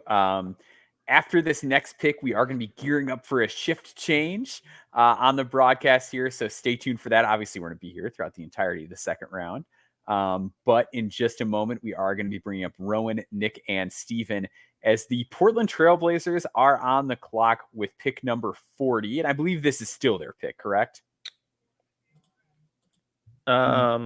This is going to Phoenix. Okay. Yeah, this is going to Phoenix. So this is going to be the Suns pick here. Again, I'm thinking probably somebody a little bit more ready-made. I would like an Adem Bona here. I would like a Jalen Bridges. Just get him another shooter. Harrison Ingram, just a nice big body guy who knows how to play. Those are my kind of targets here. Anybody you guys like for Phoenix? I think they desperately need a big. Someone with size who can rebound and defend. Adem Bona would be fantastic. Well, Bona, I don't want him playing center. And Bona, again, like it's just one of those situations where like it feels kind of tailor-made for him, where it's like you're going to be making minimal decisions on the ball. You are out there to dunk and dominate defensively. And that is stuff Adem Bona is really, really good at and does at a very high level with a smile on his face the entire time. And another one of those guys, like, we talk about like the good character reviews on some of these guys. People talk about Adem Bona like he's going to be the president of the United States. Like people talk about Adem Bona and they're like they love him. They love the work ethic. They can't get enough of him. So yeah, I thought he had a shot to go earlier just based on all of like the pre-draft. I want to know what happened last year because I feel like he measured in like super not long last year and then they wiped it off the website. Well, I think the bigger issue is that he had that shoulder injury, so he couldn't really do anything. Yeah, that was like I think because it was labrum, and I've had a torn labrum before. You could not have gotten my wingspan measurement very effectively. Maybe that's what it was because I feel like he measured it like 7.5 feet wingspan. And it was like it was short, and then this year was like 7'3.5", and it's like a complete game changer, for a guy like him. But yeah, everyone has talked glowingly of him. I think he's still like, for what he does, I think he's going to be an interesting guy for a team that just needs him to just go be an Energizer Bunny and play above the rim and whatnot. I think he's definitely an interesting guy. I saw him in person, almost touch the top of the backboard on a block shot playing against Case and Wallace's Kentucky Wildcats. So if you're just looking for athleticism, he's certainly a guy that's worth targeting. I mean, some other guys on the board, Maxwell, I actually want to ask before you get out, is there a no stone unturned guy that you think is going to hear his name called tonight? Ooh, that is a great question. So we had two yesterday. We had my guy Dylan Jones. We had Dalton Connect. In the no stone realm, that's a good question. I cannot think of one off the top of my head. Drew Pember is like a stretch. A lot of the guys went back to school, so a lot of them are going to be next year guys. But we have Oso Ighodaro is the pick to Phoenix, handoff initiator, excellent passer, some switching down on defense. Never been the biggest Oso guy. Don't love the physicality. Usually guys in that mold, a little bulkier, a little stronger, better on the glass, more traditional rim protectors. I don't quite see that out of him, which is why I've been a little bit lower on him, but still like him. Another guy who's going to come in, knows his role, knows how to play. Are we going to do the shift change now? Do we want to bring in the next crew? Well, I just say, because I just watched film with him and spoke with him just quickly before we get out. Mm-hmm. I do think his mind is really impressive. Yeah. Mm-hmm. Right. And the way that he reads the game. And I think, the Suns, the thing that we've kind of been asking from them is like, who's going to organize this chaos that they have on the court? Like the your turn, my turn stuff. Like Oso is not your typical initiator that you would think of as a floor general and a point guard, but he is a guy that can maybe glue some of this stuff together, get a little bit more ball movement out of these guys in different actions. Cause he can bring up the ball, the ball up the court, get guys right into zoom actions, like get guys cutting off the ball a little bit more. Like he's going to hit guys if you move. So I think if you're looking for a guy who can come in right away, and like they got Ryan Dunn, who could maybe handle a little bit more defensive responsibility if he's somebody that's going to play. I think Oso, in the way that he thinks the game and his skill set, at least if we're not looking at a guard, makes sense for a guy who's smart enough to fill in the gaps. Absolutely. I think that's spot on. So we are going to bring up the next lineup here as the Philadelphia 76ers are on the clock. It is time for Rowan, Nick, and Steven. So Corey's going to bring them up, and we will see you guys later on. Nick, Rowan, how are you guys feeling? I am still reeling from the Kings trade earlier. What's up, family? I'll get there. Oh, my God. Yeah. How we doing, everybody? Everybody doing all right? I mean, 10 picks in, already a number of trades. I don't know if it's really surprising to players. I mean, once we get to the top of the second round, it's not like really super surprising the players that go. But Nick, I want to ask you, man, like as a resident Kings fan, how are you feeling about how the top 10 is shaking out in day 2 of the NBA draft?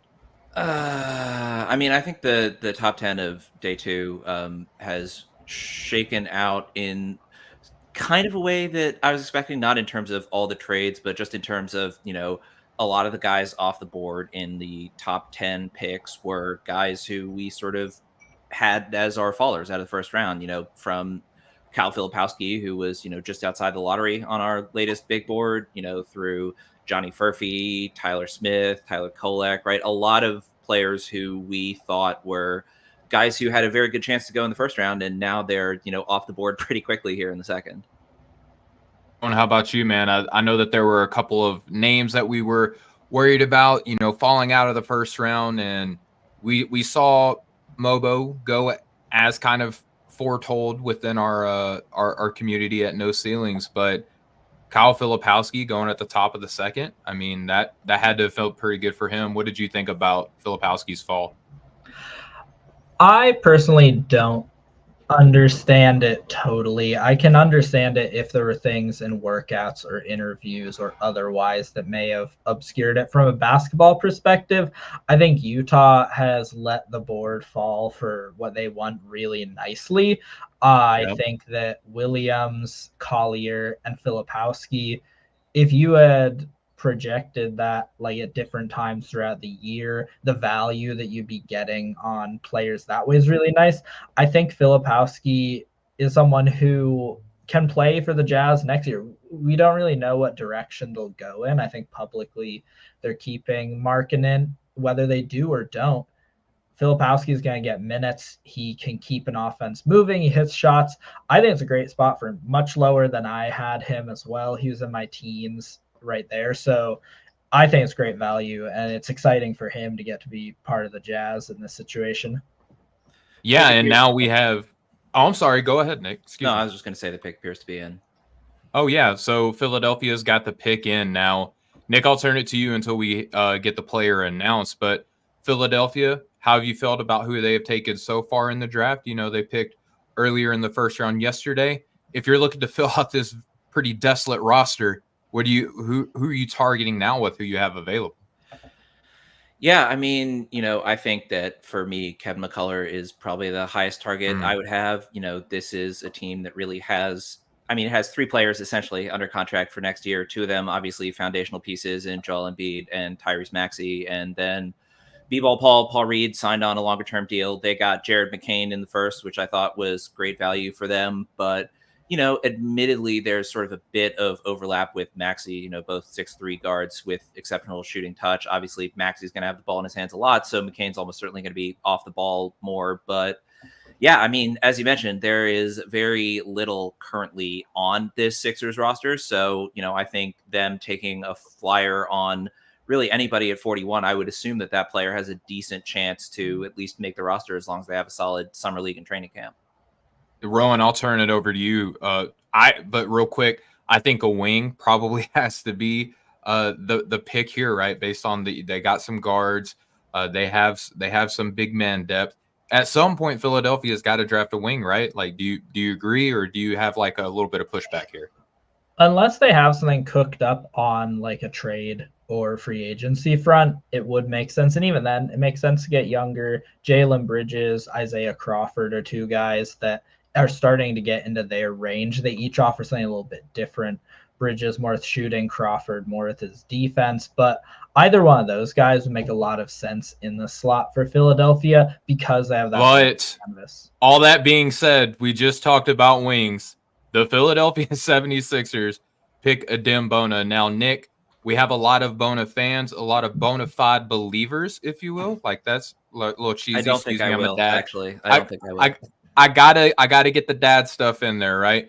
But I mean, all the intel has been fantastic with him all season long. Nick, I think that there's a high probability that Philadelphia just drafted a player at 41 that could easily return first round value next year. Yeah, I'm with you there. I mean, I think a lot of people sort of lost sight of what Bona can and should be at the NBA level because he was tasked with running a lot of the UCLA offense this past season in a way that maybe did not play best to his particular strengths. And so, in terms of what he does do at a high level, he's an exceptional rim runner. He's, one of the best rim protectors in the class. And, if you have him, I assume he probably wouldn't play, much with Joel Embiid, but, outside of that, I mean, you have someone who, again, can come off the bench, can really help protect the rim, can be a rim runner for Maxey, be a rim runner for Jared McCain, running pick and rolls with him. I mean, there's a lot of value to like here with Bona, again, not, I think, the pick that we were particularly expecting just purely positionally, but he's certainly someone who, was in and around my first round all year long. So I think it's good value for them. And certainly they need, anybody who they think is a decent chance to become even a short-term pro, much less a long-term pro. And I think Bona definitely fits that mold. I agree with that. So Rowan, I want to turn it over to you because I'm watching right now. Charlotte's on the clock. The pick is in. I mean, they shocked the world and earlier yesterday, right, at pick 6, and they take Tizane Salon. Like, who do you think that they target now? Do you think they want to go after one of these more readily made, more instant contributing type guys that might have fallen? Some people are higher on, like myself. I'm a Jalen Tyson guy. I think that he would be a good fit here to play on the wing. But who do you think they should be targeting, or what type of player? I'll say. I think there's a good argument for a veteran. You have not only a mix of like youth that's ready to play. Brandon Miller stepped in and was just ready from the jump. LaMelo's young and has had an all-star season. I think yesterday's pick, it was all about upside. Mark Williams is still young, hasn't fully shown what he can. They probably need just a bit more spacing, a bit more like secondary guard creation. I would almost wonder if like Nikola Jurisic is someone that if they want to go like very outside of the box, Cam Christie, they're players on the wing that could fit in. And so that's where I would go if I were running Charlotte. Yeah, and right now I'm watching on mute KJ Simpson, one of these guys, Nick, that and Rowan, let me toss this to you, right? This is more your region of scouting, right? KJ Simpson kind of did meet that mold that I was just discussing earlier of a more ready-made player. He's a guard. There's a lot of guards there in Charlotte. However, I feel like there's some on-off stuff that he can do with the ball. What do you think about the fit for Charlotte here with KJ being drafted at 42? I think for this, he's going to bring like just a punch that they need, whether or not LaMelo is playing. I saw him live and I thought that just his shot making is really impressive. He's someone who carried a much bigger workload than I thought he would heading into the season for Colorado. He can get to his shot wherever he wants it really easily. The work that he did from 3, it took a really big jump this year. It's always worthy to check when it goes from 27.6% to 43.4% on about the same volume. If he brings obviously 40% shooting from deep, that's a really big boon for this Hornets team.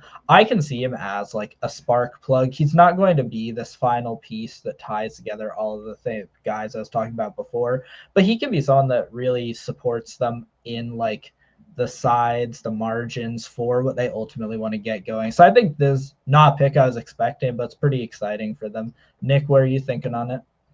I mean, I had KJ as the last player in my first round, so I think this is great value in my book. And, I hate to bring up the elephant in the room with the Hornets, but LaMelo Ball has struggled mightily with injury over the last couple of seasons. So, little known fact, yeah. I think it's a pretty well-known fact. But, if you get someone like KJ in who you can, reliably have as a scoring option off the bench who, maybe plays his way into a bigger role, especially if LaMelo does go down with injury, you in that situation would probably put the ball in Brandon Miller's hands more, have KJ more as sort of an off-ball spacer who can also run the offense in the times that the ball goes through his hands. I love this pick for Charlotte. I think, maybe not sort of the greatest quote unquote positional need, but they could definitely use the scoring punch that he provides. He doesn't help them that much on the defensive end, which was their bigger struggle last year. But, especially when you have that sort of question hovering over LaMelo's health, getting someone who, can come in, play a small role off the bench. And, in my mind is someone who I think has a decent chance to stick around the NBA for a pretty long time. I think this is great value for Charlotte. I totally agree. KJ was one of these guys that when I was doing my Rescoutables piece, like early on in the season, going back and watching these players to see who performed well, who were players that, might return great value this year as one of these unheralded guys. I liked KJ's film a lot. I thought that he could pop in. So Rowan, Miami is now on the clock. The pick is in. We don't have anybody stepping to a podium yet. Who's fitting the Heat culture right here? Man, I mean, Jamal Shed has the absolute just never quit, never die. It doesn't matter if it's just a shred of him left on a possession, he's going to make you hurt. And so I think that there aren't as many guys that could fulfill that just point of attack, take your lunch money, and then like post on social media that they did that energy that he has. So I think Shed really fits there with what they want. Keyshawn Johnson is another guy, although they did take Khalil Ware last night. Either of those two scream just hashtag Heat culture in that way that we've heard it enough. Yeah, well, Nick, it turns out Rowan was just a pick early on the Nikola Jurisic shout. Another Nikola playing for the Miami Heat. If there's anything that is Heat culture, it's, those dog mentalities or your name has to be Nikola. What do you think here, Nick? Shout out to my fellow Nick. Yeah, I mean, it's an interesting play by Miami, certainly. I mean, Ignacio wrote a wonderful article about Jurisic a little bit earlier in the cycle, essentially talking about, how much value does he provide when he does not have the ball in his hands? And that's a question that Miami is going to have to ask themselves because, they are maybe not necessarily a team that's going to want to have him run the offense all that often. They're, obviously going to bring him off the bench if he, manages to stick around on the roster. It's weird because I would have liked him a lot more for other teams, but I guess this sort of means that Miami thinks they're going to have more sort of ball handler availability with Kyle Lowry presumably on the way out sooner rather than later. It's strange. I mean, I think he's decent value here. I think he's someone who certainly could have a long-term NBA career. I'm wondering if this is necessarily the best fit though.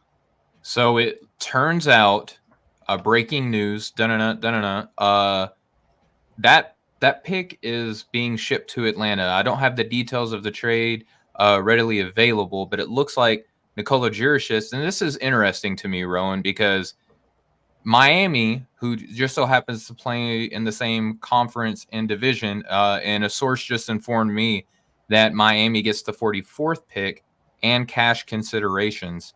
So interesting move here. What do you think, though, about this interdivisional trade, Rowan, now that we know that Juricic is going to Atlanta? I think it at least tells me how the Heat might view Atlanta as like a threat. I think that the Heat wouldn't do this if they were feeling super worried about what the Hawks might be putting on the court. I think Juricic for the Hawks is really fascinating. They already have two guys that need the ball in their hands in Trae Young and DeJounte Murray, and I think that's where he's best. So I'm really fascinated to see where they're going to fit him in. He has a lot of upside. He really did great once Topic was not on the team, and so I do like this fit a little more than Miami's fit, but I also am really intrigued, just like I was with Miami, to see what's going to happen this year or even next year.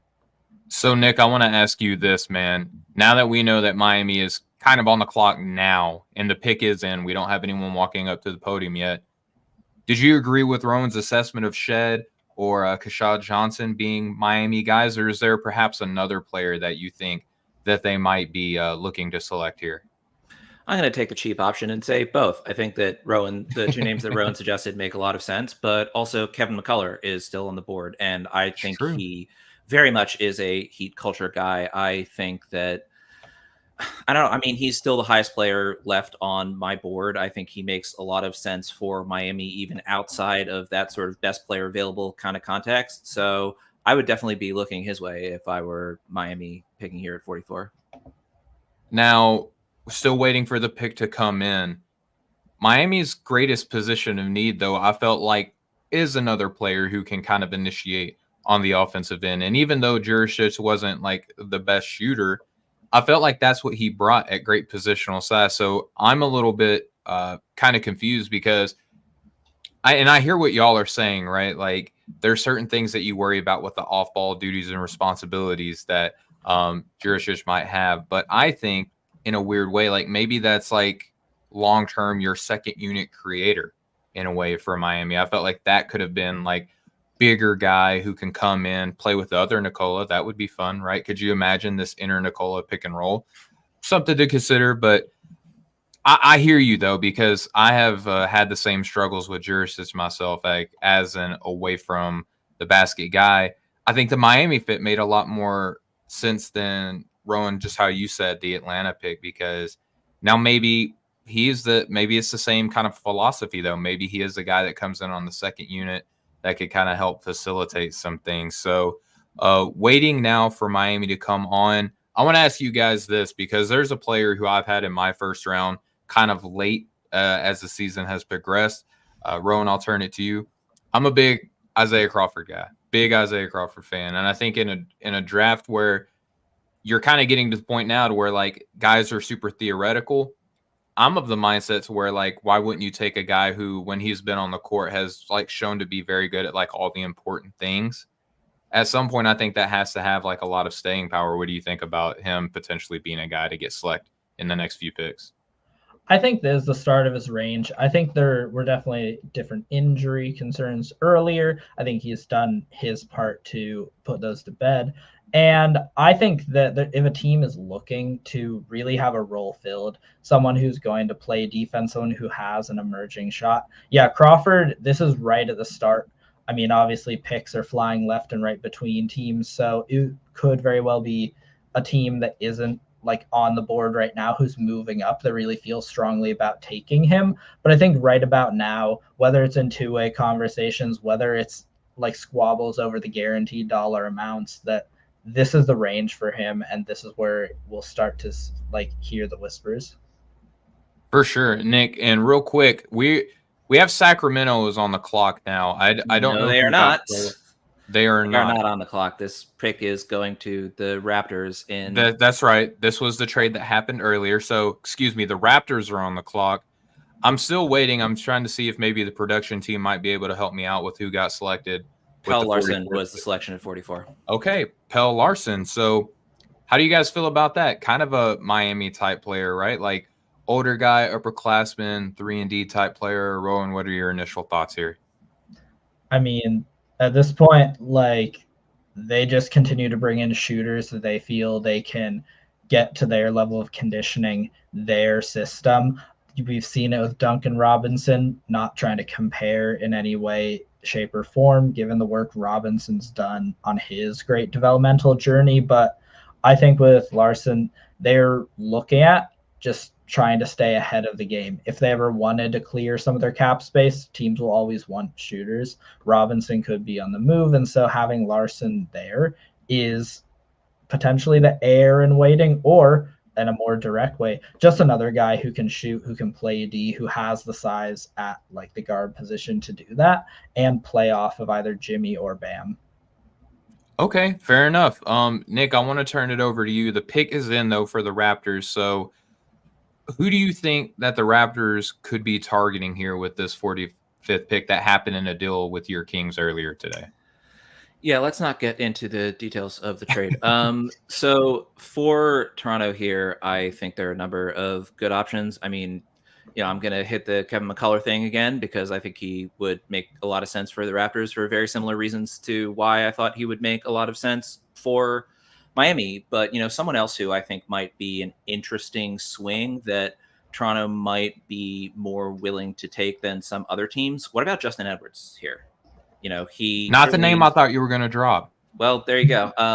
Yeah. Always full of surprises. What can I say? I mean, he's someone who, again, we at No Ceilings had him as, top 3 pick heading into the season. And first half of the season was certainly not what he would have wanted. But, towards the second half of the season, he's shot much better from deep. He looked much more comfortable. And, he's still one of the younger prospects in the draft. And, if you can get someone who, again, maybe there's a decent chance that he doesn't quite work out at the NBA level. But, if he can get back to the kind of level of prospect that he was heading into this draft, then that's exceptional value at 45. So I hear that and I like that. Rowan, I want to toss a name out to you while we're waiting for the pick to be announced. Ulrich Chomchi kind of fits that positional need, maybe long-term upside here. What do you think? I think it fits positional need. It fits like a drafting ethos that we've seen from the Raptors. I would enjoy getting to see him develop. I think that they have a really good G League 2 Raptors system. They know what they want guys to work on. And so I could see that as another high upside swing. Don't expect him to be contributing. They have some of their front court pretty set. And yeah, it would be a really fascinating pick. I don't always know what to make of him. So that would be fun from that angle. Okay, well, Nick, I'm informed by our production team here that Jamal Shed is going to be the pick. We already talked about him a little bit with that Miami fit. We know that Toronto really has a player type. Shed doesn't really fit that positional size. However, with Davion Mitchell now, and so you have a couple of Rottweilers that you can just throw out there and wreak havoc against the other team. What do you think about Jamal Shed being a Toronto Raptor, Nick? I mean, that's my confusion with it is given that they just traded for Davion Mitchell, I'm a bit surprised that Jamal Shed is the pick. I think this is a great range for him to go. I'm a bit confused about the Raptors being the team that takes him, but honestly, if they believe that he's a long-term NBA player, that's still good value at 45, even if he's someone who overlaps with someone who they just picked up in a salary dump. So yeah, I mean, it's a bit confusing from the team getting him standpoint, but I think he has a very good chance to return solid value here at 45. Rowan, do you think that there's a shot that Toronto is kind of diverting away from this 6'9" or else type of draft philosophy or like a trading philosophy? Maybe they are a little bit more open now that we've seen a Boston Celtics do well with a couple of what we would call traditional sized guards, especially with some defensive talent. Now, Shed is not going to be the floor spacer, some of those Boston guards, but he does bring that level of defensive intensity. What do you think about them potentially breaking away from that old draft philosophy? I wouldn't go completely as far as saying that they're starting to change that philosophy. Both like Mitchell and Shed, one is, as Nick was saying, like a salary dump pickup, and then Shed here is at that 45th pick. Neither is like their lottery selection being that much of a deviation, or even their first pick that they had in the second round. It may just be a slight course correction and recognition of they need to have better perimeter defense. I don't think Emmanuel Quickly is a guy who can be that point of attack defender when they need to go to a defensive lineup. RJ Barrett and Gary Trent Jr. have had ups and downs there. I think this might just be a hedging of their bets, a split the difference. If one of Mitchell or one of Shed can give them that dogged attitude, can get in someone's hip pocket and can play well, and they don't have to answer that question this summer or this year. They can let Shed develop in the G League. They can see if his shot comes around more. And I think that it represents them being fluid, them being adaptable. And we see that from smart offices all the time. The best ones are able to admit maybe where they can get better and then go and do it instead of being stuck in the mud. And speaking of being stuck in the mud, Cam Christie's fall has stopped here. The Los Angeles Clippers have taken probably, Nick, one of the more surprising players. I'm a little bit surprised that he stayed in the draft, but when he stayed, I felt like a lot of people started moving him up their boards as the draft cycle continued to progress and as we inch closer to the draft. Nick, Paul George might be gone. I highly doubt that they're taking Cam Christie with the hopes of filling his shoes, but maybe just some additional wing depth is the play here. I mean, as Honey Badger 13 says in the chat, Christie Brothers, the Battle of LA. It's going to be a brothers battle in wow, my voice is going. The Brother Bowl. In the Staples Center, which I will not call Crypto.com Arena for any reason or purpose ever. But yeah, I mean, ultimately he's a young player with real shooting upside, and he could certainly provide that for the Clippers. I mean, I'm not someone who was quite as high on him as some people were in the draft space, but I think he's a very reasonable, sort of home run swing for the Clippers to take here. If he pans out, he's someone who can provide excellent shooting in the rotation off the bench, and if he doesn't, it's not too big of a deal. I mean, I think even if Paul George sticks around, it's not like, as you said, Cam Christie is going to be the replacement, but having him as someone in the rotation who can provide shooting and size on the wing, it's a decent bet, even if I was slightly lower on him than some might have been. Yeah, absolutely, no doubt about it. I think though that what is I guess, Rowan, what is the infatuation for some people with like the NBA bloodline being a factor in here, right? I get that Cam Christie has a brother that's in the NBA, but I think that he had a lot of merit on his own as a freshman prospect out of Minnesota. I don't think a lot of people were necessarily watching that team unless they were specifically watching it for him. Do you think that the bloodline, like Max is kind of an okay, nice guy for the Lakers? Do you think that had any sort of like kind of pull for the Clippers to go after his brother here? I don't think it ever hurts. I think that it can at least be an anecdote when teams are putting together a file on a player to draft. We've heard a lot about the Jalen and Cody Williams. We've heard enough for a while about LeBron and Bronny James, of hearing that familial connection there.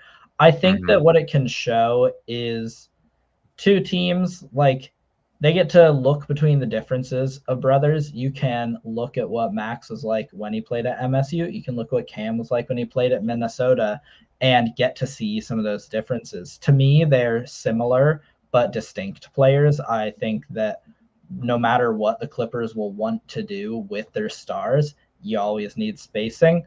At the same time, I don't know if Christie's going to be spacing it this year. Norman Powell does a lot of probably the 95 percentile outcome for Christie this year, and he's stronger and he's a bit of a better ball handler right now. A few years down the line, we could be remembering, oh, the Clippers got great value at 46 with the most important skill in today's NBA.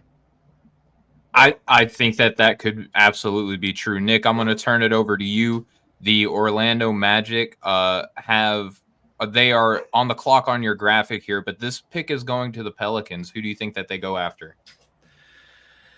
I mean, this is a team that could use big man depth. Certainly, whether the contract situation of Jonas Valanciunas being up in the air. I mean, could this be a spot where they take the swing on Ulrich Chomchi? I'm not quite that high on him personally, but I could see them making that swing if they think there's a decent chance that he develops into somebody who can be a long-term rotation player for them. I mean, I'm tempted to just keep saying Kevin McCullour's name until he comes off the board. So, I'm going to say Kevin McCullour's name again. Kevin McCullour, not tripping over my words, I promise. But he is a real basketball player. I agree. Yes.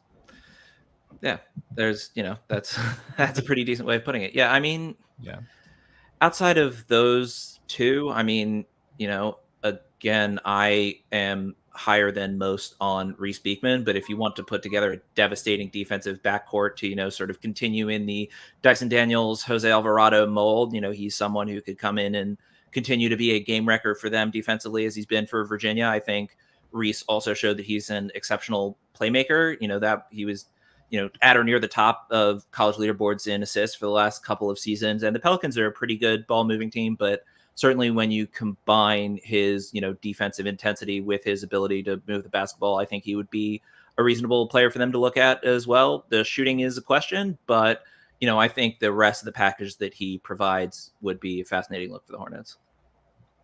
Rowan, your thoughts? I think what gets difficult for me when projecting the Pelicans is it's like we've been spoiled. We kind of know this roster isn't going to be anything that's as similar as what we've seen with Ingram. Rowan, I'm sorry. Let me stop you there. Metcalf would be super thrilled. I'm sure he's doing backflips. The draft has just been super kind to Metcalf. Antonio Reeves has been taken by the New Orleans Pelicans. Rowan, I interrupted your flow. Let's start over. Let's revamp your flow here.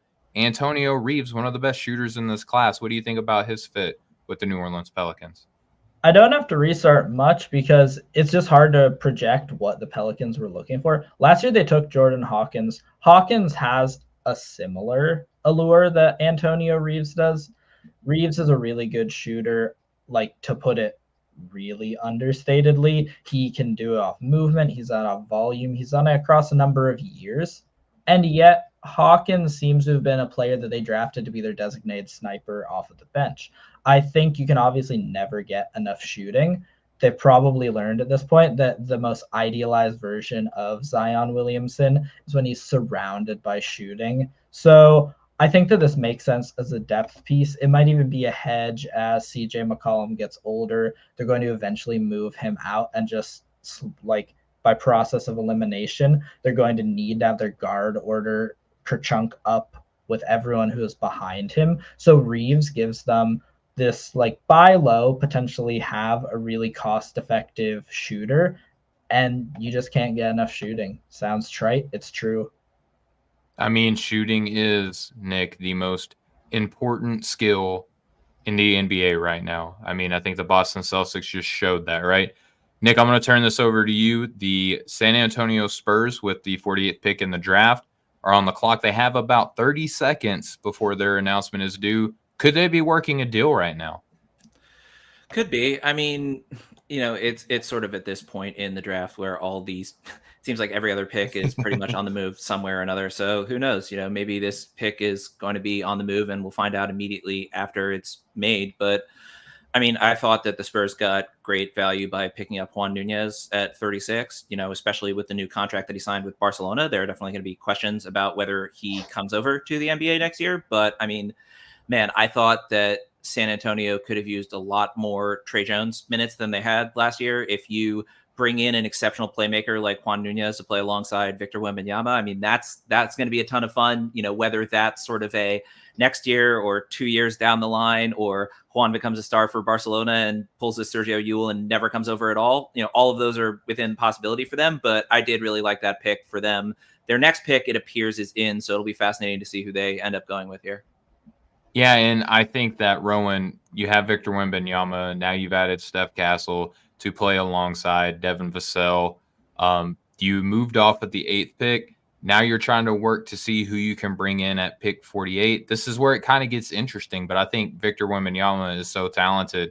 And obviously, like, the odds would tell you that the 48th pick in this class isn't going to be asked to do a whole heck of a lot. But what do you think here? Who would you go with if you're on the clock?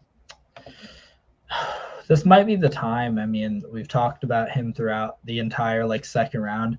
I think that like Shamshay, if he is going to go, this could be the first pick where like there's a pretty strong argument. The Spurs have filled some of their other needs. They've even filled some of their other stash needs of getting Nunez and not maybe needing him to come over right away. That would be a big guy who fits next to Wemby. I think that especially because he's not 2 years away from being 2 years away. He needs seasoning and development, but he already Let me stop you. They got one of these more ready-made prospects, the transfer from Stanford to UNC, a player that we have all come to know and love. Harrison Ingram is making the journey from the Carolina to the state of Texas. What a fascinating selection here, Nick. What do you think? I mean, you look at Harrison Ingram, 12 points, 9 boards, 2 assists, stealing a half a game. Field goal percentage, not all that great, 43, but has developed into a very, very solid three-point shooter. What did you think about the season at large for Ingram, and more importantly, his fit now with San Antonio? I love the fit with San Antonio. In terms of the season at large, I was someone who was very slow to sell my stock after his, time at Stanford. So it was very easy for me to buy back in once he started having a much better season for North Carolina this year.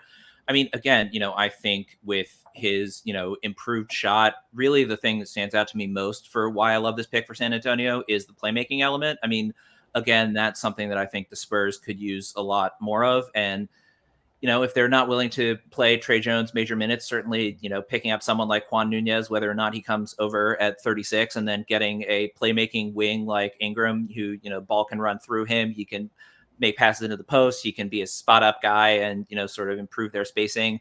I think he's someone who has a very good chance of making this Spurs roster, and I love the fit there. So, yeah, I think this is an excellent pick for the Spurs.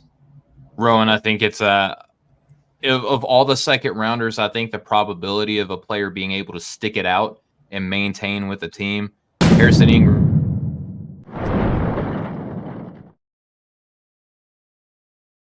We had our first Woj bomb, and it scared me. You didn't see it behind the screens, but I yelled, whoa.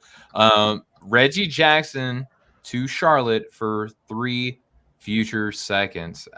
To me, it's crazy that second round picks have become the mechanism that we bring players in now, considering that Giddey was traded straight up for Caruso. And then we saw Dylan Jones command 5 second round picks. And now Reggie Jackson is worth 3. Is Dylan Jones now the most valuable commodity in the NBA based on just picks alone? Outstanding stuff here. I love it. It's draft sicko season right here. Harrison Ingram, though, I thought that was a fantastic pick for the San Antonio Spurs. The Indiana Pacers are on the clock here with the 49th pick. They have the next pick at 50 as well. Are their phones probably ringing off the hook? Sure. My phone has been buzzing this entire time, and I don't even have a say in the matter. That's because I've been robo-dialing you this entire time. 100%. Yeah, I did get a very strange phone number call me, not going to lie, but let's keep it draft related. Indiana Pacers got about a minute and a half left on the clock, Nick.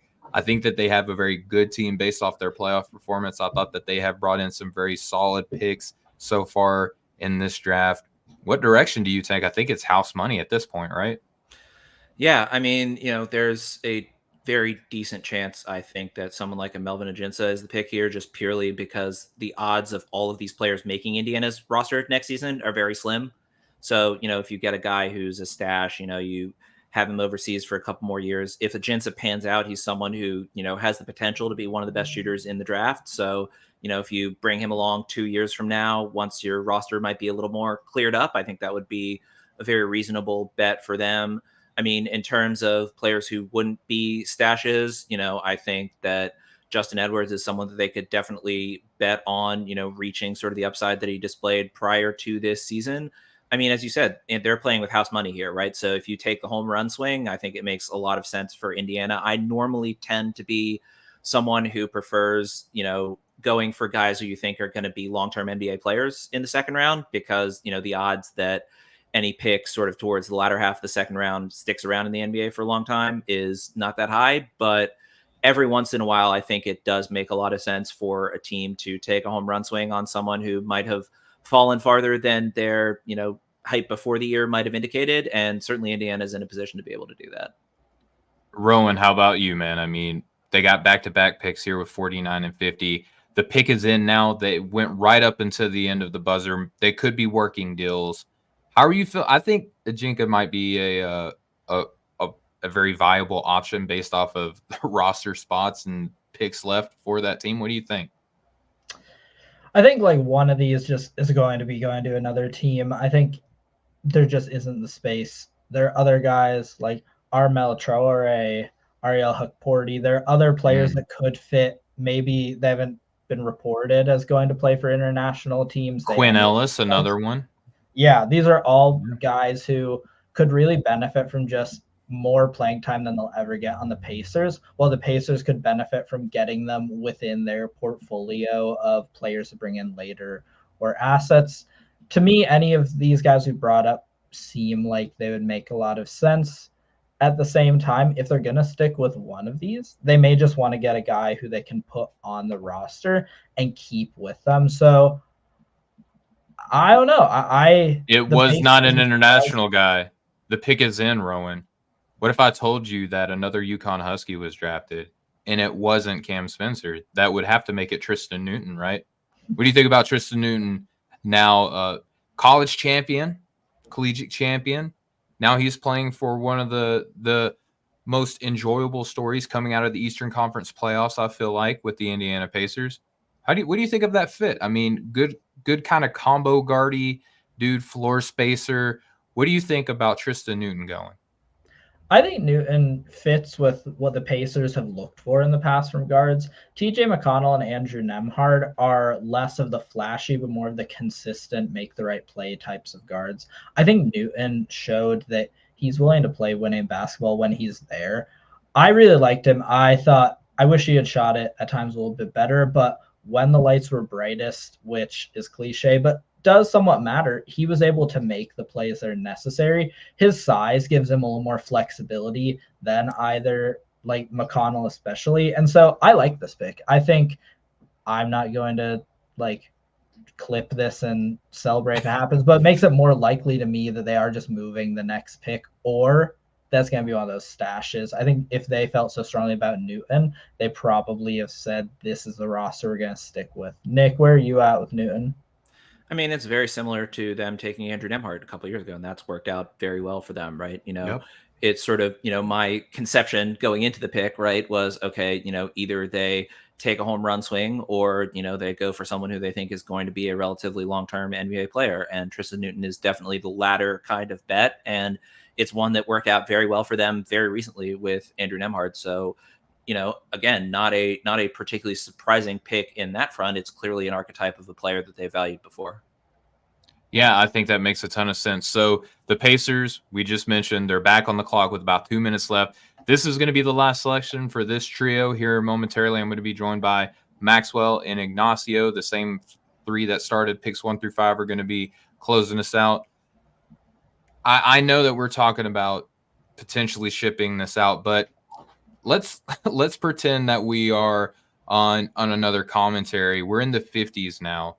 We have to start thinking that the Bronny James buzz might be starting to gain steam here. Any shot that any of these teams prior to LA take Bronny James here for any of you guys? I mean, there could be a trade up. There could be.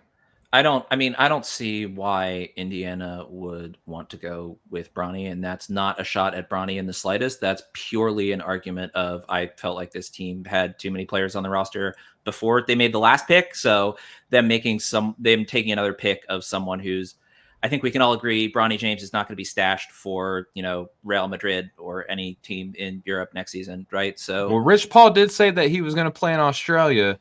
earlier today if a team that they don't want to play for selects them. So maybe that's a strategic draft and stash.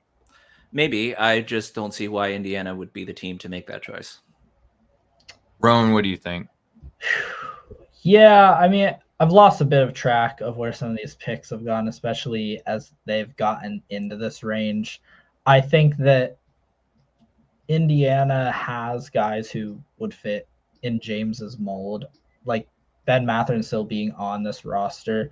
There probably isn't anything that Bronny does as well as Ben Mathurin at an NBA level right now, and a higher upside comp for Bronny is starting to get into Ben Mathurin. So maybe not for Indiana, but it would be a fascinating value play if a team leapfrogged what has been this presumed selection for the Lakers, and they valued Bronny enough as a basketball player with the shooting, the intangibles, the athleticism, the defense, and decided to take him.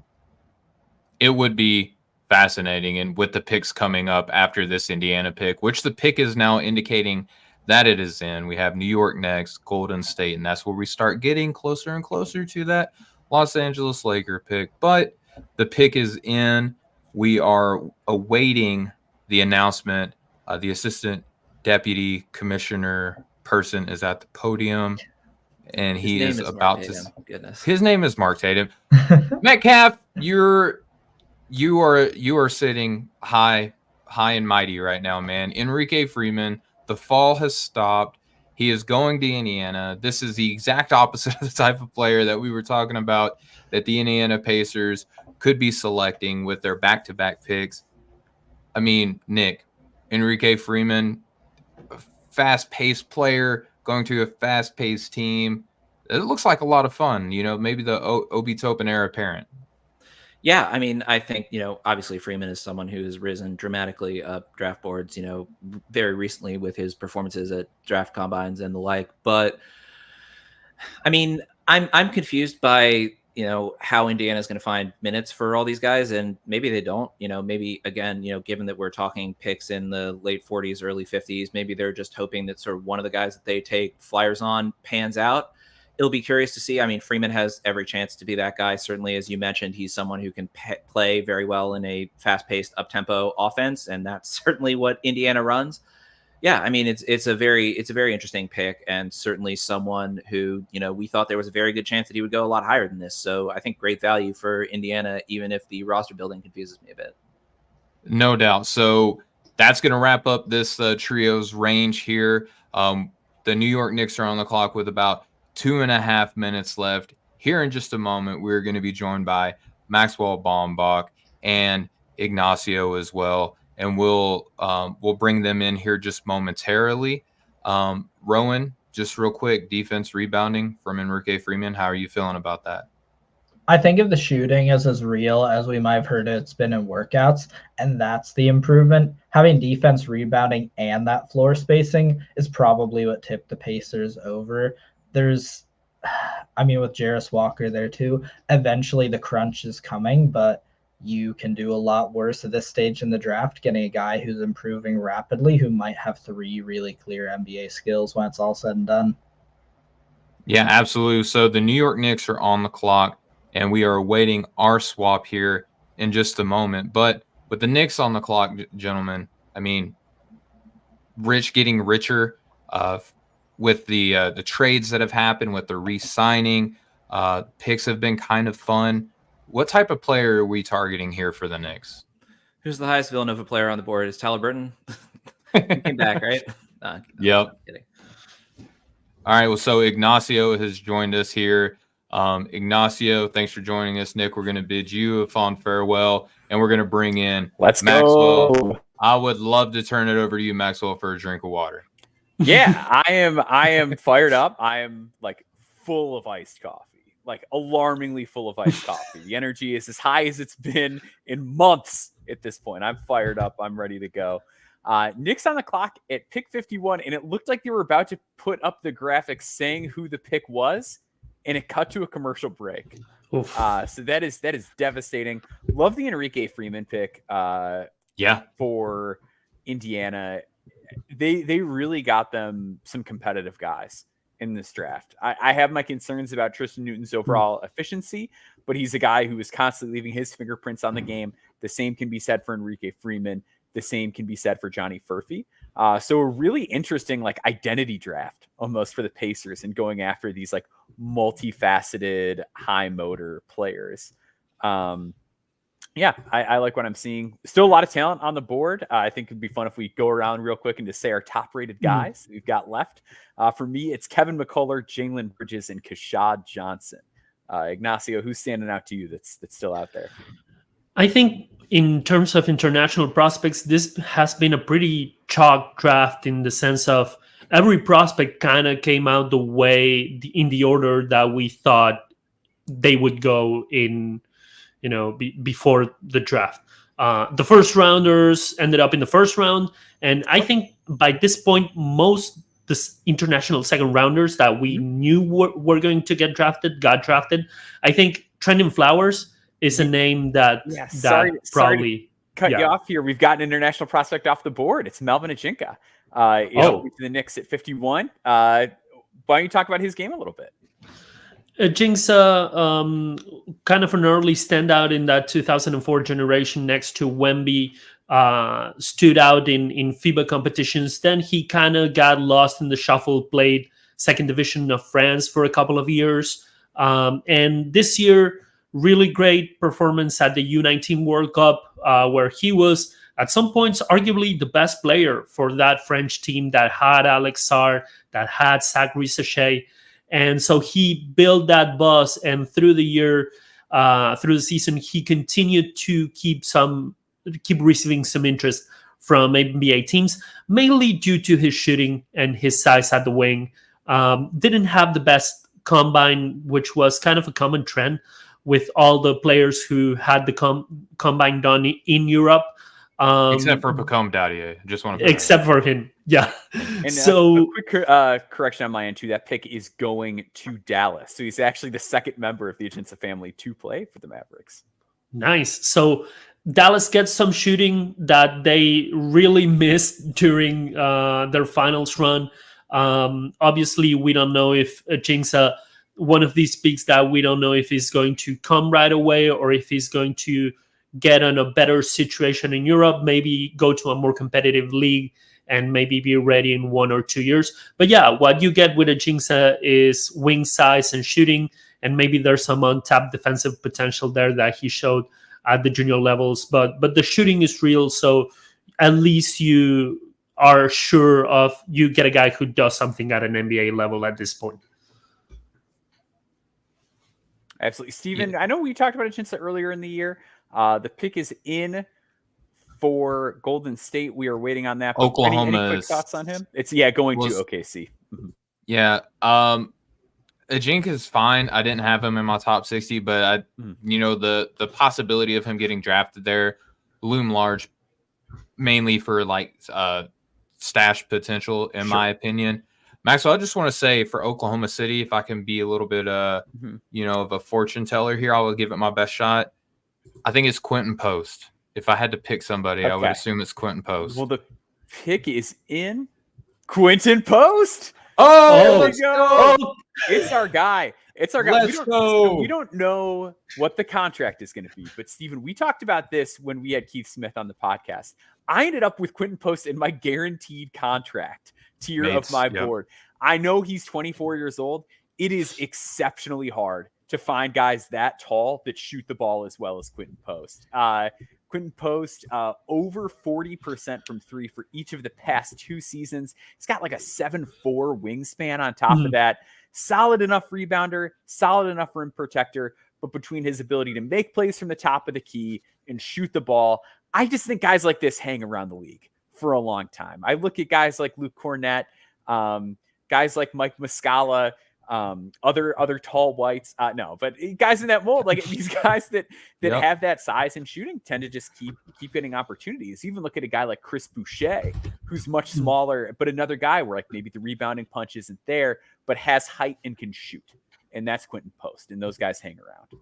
Yeah, so when I saw that Lindy Waters was traded from Oklahoma City to the Golden State Warriors, and I saw it was pick 52. And if there's anything that we've been talking about with Oklahoma City is they need size and rebounding, but they also want to stay true to this identity. To me, like, we've been talking about this for weeks, Maxwell. Like, once you get into the second round, Quentin Post is like this undeniable, hey, look at me. I'm an NBA-style big man.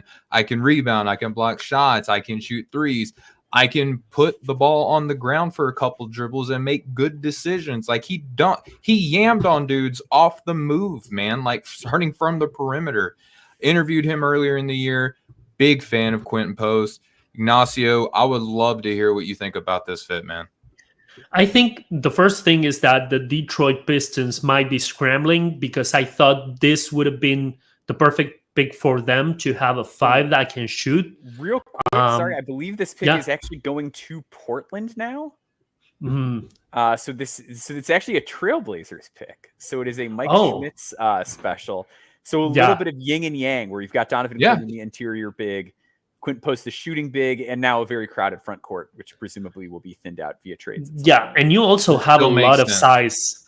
You have a lot of size, whether you have Klingen, whether you keep Ayton or not, or whether you bring Quentin Post off the bench. Like, all of those guys are going to give you size right there in the paint.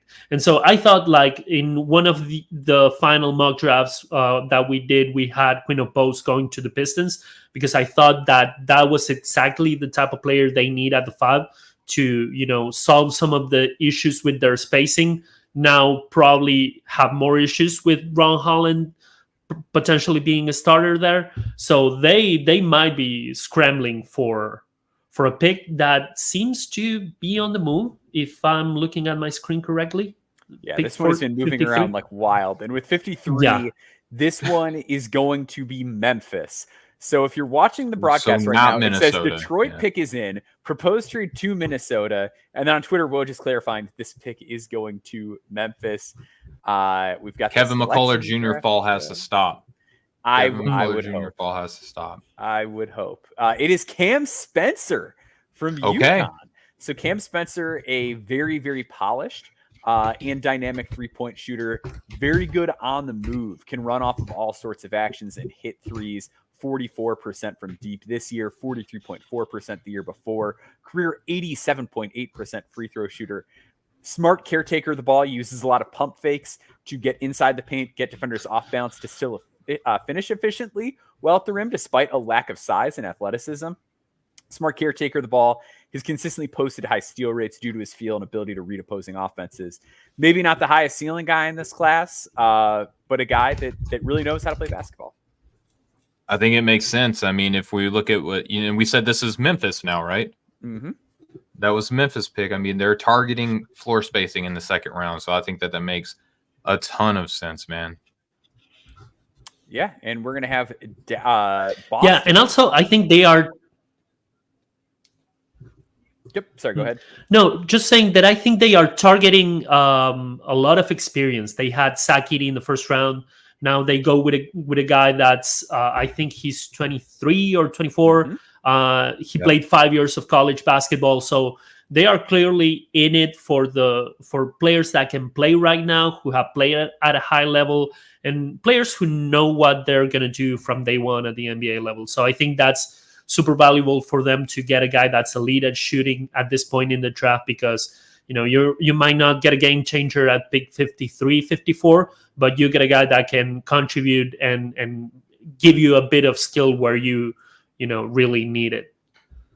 Yeah, he's got NBA level skill and at a good level. The height's a concern, the defense is a concern, but competitive dog mentality. You want to bring good people into your organization as well. I think late in the second round, you probably want to bet on the person just a little bit more than you do. Not saying you don't in the first round, but you want to bring good people into your organization, Yeah, and I think we've seen that consistently with like the Harrison Ingram, Adembona, like types of guys. Like teams just generally feel a lot more comfortable when they know they're getting an adult, someone the guys liked playing with, someone the guys liked coaching, and like those are the kind of guys that we've seen quite a few of. And like even like Jalen Wells, like I guess even like you and I both reviewed him. It's like you don't have to worry about Jalen Wells. Like Jalen Wells can come to work and do his thing. Like great interview. Like that. So Boston on the clock, coming off a title win.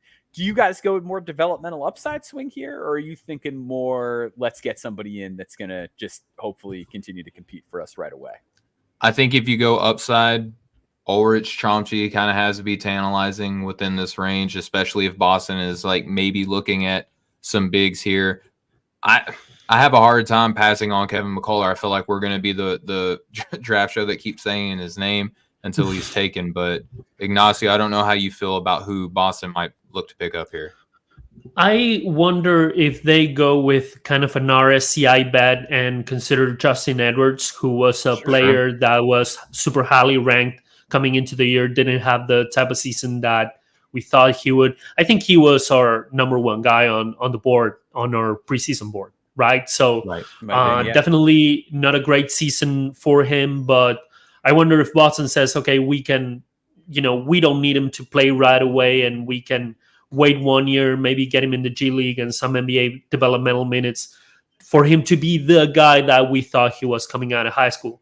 If not, I think a guy that would be really worth it is Ariel Hukporti, veteran guy from overseas, really strong, has an NBA-ready body, knows what he does. He's going to give you rebounding, rim protection, and post scoring. So again, a guy that, just contributes from day one at certain areas. And I think that's always valuable for contending teams. Yeah. And I think if you want to RSCI bet, another name just real quick, Maxwell, Trenton Flowers still available. Yeah. I think that he can make some sense there too. Yeah. I love Kevin McCullough. Obviously I wrote the whole article about how I still believe in him. And then Jalen Bridges is the other guy I'd be looking at here. I think that there are ready-made guys that can still come in and compete right away. I wrote about him having the secret sauce in my column about him. I do think he is a real dribble pass shoot guy in a way that he didn't really get to showcase at Baylor because he was off the ball more often, and a really competent defender, both in a team concept as well as on the ball. So he's a guy I like quite a bit for them also. Also, love me some Kashad Johnson. So much sense. Kashad Johnson's true on the board, who's just so physical, and like with Jordan Walsh kind of coming down the pipeline too. Like the Jordan Walsh Kashad Johnson lineup, they could put guys in the hospital between the physicality that those two guys release the hounds, right? Doberman's out there, man. Yeah, so that's another one that I like quite a bit. So we are Ben Simmons has to be, or excuse me, Bill Simmons, not Ben. Bill Simmons has to be waiting for the Bronny James name to be called here, right? To be held hostage. Yep. And we have the pick Anton Watson from Gonzaga, a Swiss Army. I kind of like that. Yeah, Swiss Army knife forward, guy with good positional size and strength, a true multi-positional defender. Like a lot of times we're talking about guys and it's like, oh yeah, maybe you can defend multiple positions at some point. Watson can do that right now. Really strong, very sharp passer. Shot threes a little bit this year. Never been a great free throw shooter. Kind of comes down to if you buy the shot being something that's there for him consistently or not. But a very polished player. A guy who, again, going to be an adult in the room, going to know how to play basketball. A true won't embarrass himself out there player, I think, no matter what. And then in that 5-out lineup, you hope maybe the shot comes along a little bit, but just a myriad of ways to impact the game. I think, too, man, that like if you look at what Boston likes to see from their big men, I mean, especially if the shooting is there, that makes a ton of sense because he rebounds well, blocks shots, has good hands, too, like can switch out to the perimeter a little bit, too. And I think if he's going to come into any system and learn from the players out in front of him, Ignacio, I mean, Al Horford's is a veteran's veteran, right? So, I mean, could you imagine just like a year of coaching underneath him? Yeah, and a year is definitely going to be needed, not because he's a raw prospect or anything, but because of just how many players the Celtics have that can contribute. They really have a ton of depth, not many holes to fill. So, they say in international basketball, you generally say that, young players, generally the first minutes they see is because of their defense. And he has an NBA-ready body. He can defend multiple positions. So I think if he sees minutes in his first year, it's going to be because of the defense. So definitely there's an avenue for him to contribute in some way for the Celtics. Yeah, absolutely. So the Lakers are on the clock now.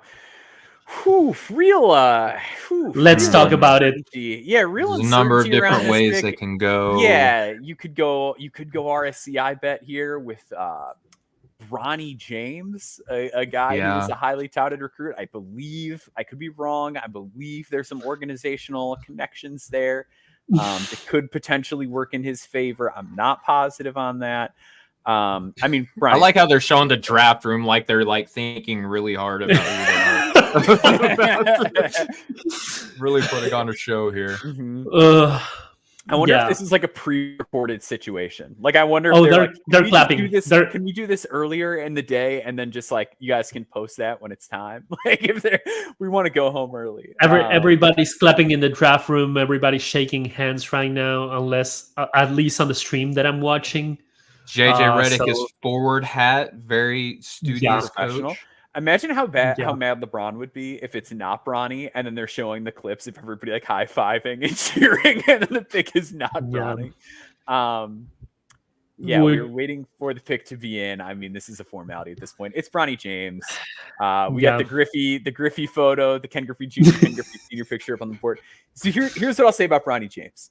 I am extremely leery of him. I worry immensely about his lack of ball handling, given his size. I liked him quite a bit coming into the year.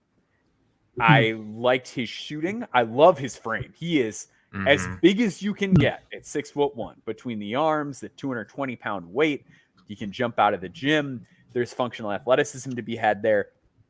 I ultimately am just of the opinion of it's really hard to get immediate value out of a guard that size that struggles to put the ball on the floor. All right, the pick is in. It's Bronny James. There we go. So that's kind of where I stand with it. I think he has an avenue to be an NBA player. I think he's exceptionally talented. He's going to have all the resources in the world. I think this is a very precarious situation for him. I think for his basketball development, it may have been best to start the NBA clock at a later date than now. But yeah, what are you guys' thoughts on Bronny?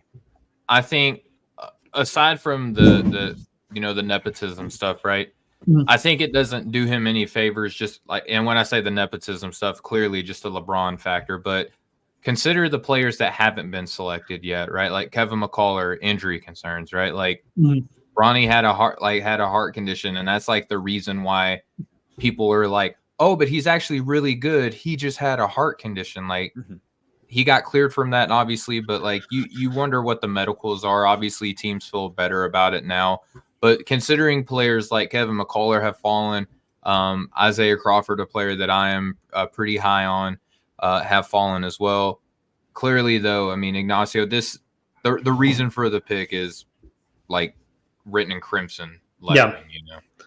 We know the reason for the pick, and the discourse has been exhausting. The discourse around Bronny has been exhausting. As a basketball player, I watched him his senior season at Sierra Canyon, and then this year at USC. If I will not trying to make more excuses for him than the excuses that everyone has already made for him in this draft cycle, but I do think that the USC scheme didn't do any player in that roster any favors, because I also think they were hurt by like not having a big man who could catch the ball. Yeah, like that was a pretty big problem for them. But there was absolutely no off-ball movement. There were it was just like glorified high school offense, basically. And that's not. I don't want to throw it on the coach or whoever. I just don't think that team really gelled together and had any sort of offensive identity. So it didn't do favors to Collier, who fell to 29. It didn't do favors to Bronny and other prospects that they had there. I wonder what he looks like on somewhere where, it's funny because he's not, one of the limitations for him is that he's not somebody who's going to run an offense and create his own shot and etc. I don't think that's a concern with the Lakers. So he's going to be there if he sees minutes. beyond the nepotism, he's going to be for defense and 3-point shooting, which I think he can do really well. Well, folks, Kevin McCullough is officially off the board. If I am not mistaken, I believe this pick belongs to the New York Knicks. New York, yep. So that is They are showing it as a Suns pick in the. Yeah. Well, they did, but they had to New York. Okay. Oh man, this is a chore to follow. So yeah, I believe this is the Knicks pick with Kevin McCullough. Look, he's a dribble, pass, defend player. Yes. The shot is a little bit of a question with him. He is a solid athlete, not a great one. He's had a myriad of injuries over the years. Never been one thing with McCullough, which like for me is reason for optimism that it's not like, oh, it's his same ankle, it's his same shoulder. It's been different things. He's been just kind of banged up consistently over the years. But to me, I see Kevin McCullough. I see an exceptional team defender. I see someone with a very high motor, a high level of feel, who became a good unguarded catch and shoot 3-point shooter, who is efficient from the corners. And I just see a way that he's going to make it work. I fully believe he's going to maximize his capabilities, leaves his fingerprints all over the game. I like Kevin McCullough as an NBA player, and I love him at pick 56. Yeah, and I think oftentimes we talk about how I just said it earlier, that shooting is the most important skill in the NBA, but it's not the only skill that you can succeed with in the NBA. And that's going to be Kevin McCullough's story, right? I mean, clearly this isn't a production or a talent, reasoning for him to be where he is now on boards, right? If we're going just on talent and production alone, McCullough goes significantly higher than where he is now. Clearly, this is just a medical thing. The fact that teams had access to it and he is being taken where he is, clearly there has to be some sort of medical concern with him. But if he can play, if he can shake the medical concerns, this is an immense value pick here in the second round. And we got, 2 picks left? I want to apologize again. No, go ahead. It does look like this pick is going to Phoenix based on what I'm seeing on Twitter. I'm trying my best to stay on top of you folks. It gets crazy format here. while live streaming can be a little difficult. I apologize for anybody listening after the fact. But it does look like he's going to Phoenix, which for them is another adult in the room. It's another guy who struggles with his shot, given Oso Ighodaro and given Ryan Dunn. But if nothing else, he is a guy who can come in, play basketball. You think about like Josh Okogie is a guy I've thought about with regard to Kevin McCullough quite a bit, who gave them some minutes a couple of years ago. Like, I think that's a similar spot for him. Yeah, and with Phoenix, everyone coming in thought, oh, they're going to get a point guard. I never really saw that because I don't think that a rookie point guard that you can get with the 20s was going to be the guy to tell KD, hey, you're not getting the ball right now. I'm running the offense. That was not going to Mario happen. Chalmers, right? Yeah. So they go with 2 wings and a forward/big and in Ighodaro. So I think that's absolutely great value for McCullough at this point in the draft. So I think McCullough might have fallen, looking at it from the outside as someone who didn't watch a ton in depth. Sure. I think one of the reasons might have been that he was solid at everything, but what's the elite skill? And we've seen a ton of players late in the draft come out because, he's an elite shooter, he's an elite big man, but I don't know what's his elite skill, but that really fits, that versatility kind of fits the Suns. Okay, it so is actually what I'm the seeing Knicks. Once again, I'm sorry. I'm doing my best. I apologize. People are now saying this is the range. So yeah, this is the range Number where 50, crazy stuff happens. Yeah. Number 57, apparently, according to Woj, is going to Toronto from a recent tweet. So we can operate under that assumption. Okay. For the next 30 seconds, yes, we sure can. I mean, 2 names that stand out to me, Maxwell, if we're projecting this to Toronto, I think Chomsky's got to be there, and I think Trent Flowers has got to be there. I like Chomsky. I like the idea of a floor spacing big there. I know that the shot's really theoretical. I kind of like Chomchi. Like, I know that there are people that have watched him at events and said, it's too theoretical. I don't know how you can feel anything with Chomchi. You know what I mean? There's like 6 total games of tape available, but Mm. in the games I've seen, there's like passing flashes in there. There's the occasional jump shot. There's good mobility. He hit a 3 in the combine. At times it's a mess. At times it's really messy. I kind of just buy the idea at a certain point. Like I think it's worth a swing. Yeah.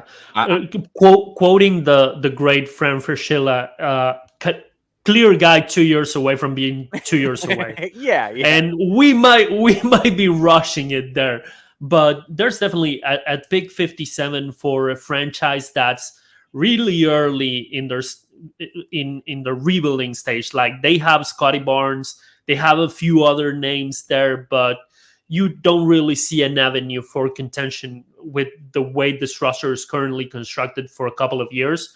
So why not swing for a guy like Chomchi at 57 and then see what if you got anything there. Wouldn't the make graphic sense. has been updated to show Toronto on the Okay. on the ESPN feed, so it does look like that is sticking again for the next 30 seconds. For me, it wouldn't make sense for them to go with like a specialist or a veteran guy because I don't think that's, really putting them over the hump at this point. So swing for the fences. And, we're saying this and they might go with like a 6-year senior for all we know. Yeah. So yeah, it could be like Infali Dante. Like it could just be like we know he can play. It could be one of those. Jalen Bridges is still available. I love Jalen Bridges. I mean, there's some good players left. Like, who would have thought that Justin Edwards might not get drafted this year? yeah. That would be a trip. Yeah, because like even with all the uncertainty in this class, if you told me before the season started that he might go undrafted and like enter the draft and go undrafted, I would be pretty mystified by that. As a freshman in a flat draft, like yeah. And he wasn't bad. You know what I mean? Like he didn't have a great year, but he made a shot from 3 down the stretch. He Yeah. He hit open shots and he's tall. Like that has to have some staying power. Mm-hmm. Yeah. I will say the one thing that I struggled with him was his off-ball defensive recognition was like a step slow too much of the time. Like I watched the game where Connect torched them for like 40 points, and a lot of it was him setting up an off-ball action where Edwards wasn't quite in position or ready to move yet. So that is something that's going to have to come around. But again, like at a certain point, if you're looking for a guy that might take a little bit, there's worse things you could go with.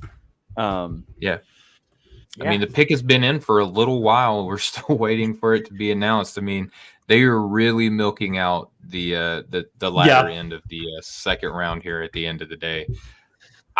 Man, they keep showing Kevin McCullough on TV, man, and I get it. I get that he's been injured, but my goodness, like he's just a freak, man. Like this is going to be incredible here we go. value. Ulrich Chomchi. Okay, there we go. There you go. It's the mold. There we go. That's my guy. So yeah, like I said, I'm amused by him. I'm not going to sit here and tell you I think he's for sure going to be an NBA player.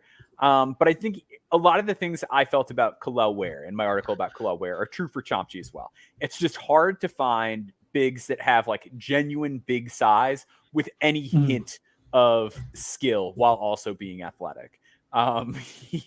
It's hard to find guys that have that sort of shooting touch. I really like the passing flashes with him. Like there are moments where he can really wire the ball to guys. Are there moments where he forces passes and turns the ball over? Certainly. It's going to take time. It's going to take refinement. But if it hits, you're getting a very rare and difficult player to come across. Who had more hype coming into their respective drafts? Ulrich Chomchi or John Butler? Ooh, I would say John Butler because there were people really sold on John Butler going into his draft. With Chomchi, I think everyone has been a little leery about it. Like I think everyone's like been a little bit measured about Chomchi in a way that like I actually think is like quite responsible. Like I think people have kind of noted like, hey, there's some real holdups here. But to me, I don't know. I kind of like him. I heard some nice things about him during the pre-draft process as well. Like just a worthwhile bet. Dallas Yeah, and I think is showing that the pick is in too, by the way, gents. okay. I haven't seen anything that Dallas is trading the pick for now, so we're assuming this is for them. With Chomchi, I think it follows kind of a trend that I've noticed in the past 2 years, that I don't think we're ever going to see an international player get drafted out of like special events or really lower leagues like we saw Pokuševski a couple of years ago. I think the players, the international players that end up working are the ones that have kind of a more consistent production, even though they might be seen as like safe. Like, let's go back to 2021, and Alperen Şengün ends up being the best international prospect off the board with all that production. I think if you go with Deni Avdija, another prospect in the 2020 draft, he had a ton of production at higher levels of competition. So it was clear that if Chomchi was going to get drafted, it wasn't going to be a top 20 pick like a Bruno Caboclo back in the day. It was going to be around this range. And again, the swing is worth it. So yeah, we're going into the final pick, and it guys. does look like it will actually belong to the Knicks. Oh, okay. To the Knicks. So, Friend of the program, Rich Damon, is also alluding on Twitter to the fact that it sounds like Jalen Bridges is preferring a specific destination and will not be picked here. Okay. And which could be the case for a lot of these players. I mean, it could even be for Justin Edwards, but the pick is about to be announced. And he is thanking all of us for tuning in. And thank you for tuning in. You're welcome. To the No Ceilings NBA stream. We appreciate it. We could not do any of this without our support from our audience. Thank you to everyone who has bought a draft guide, bought merchandise, subscribed, read our work, listened to our podcast, watched our YouTube videos. It means hit the world. 10K on YouTube today, by the way. That's a big deal. Thank you all for that. And the pick is Ariel Hukporti.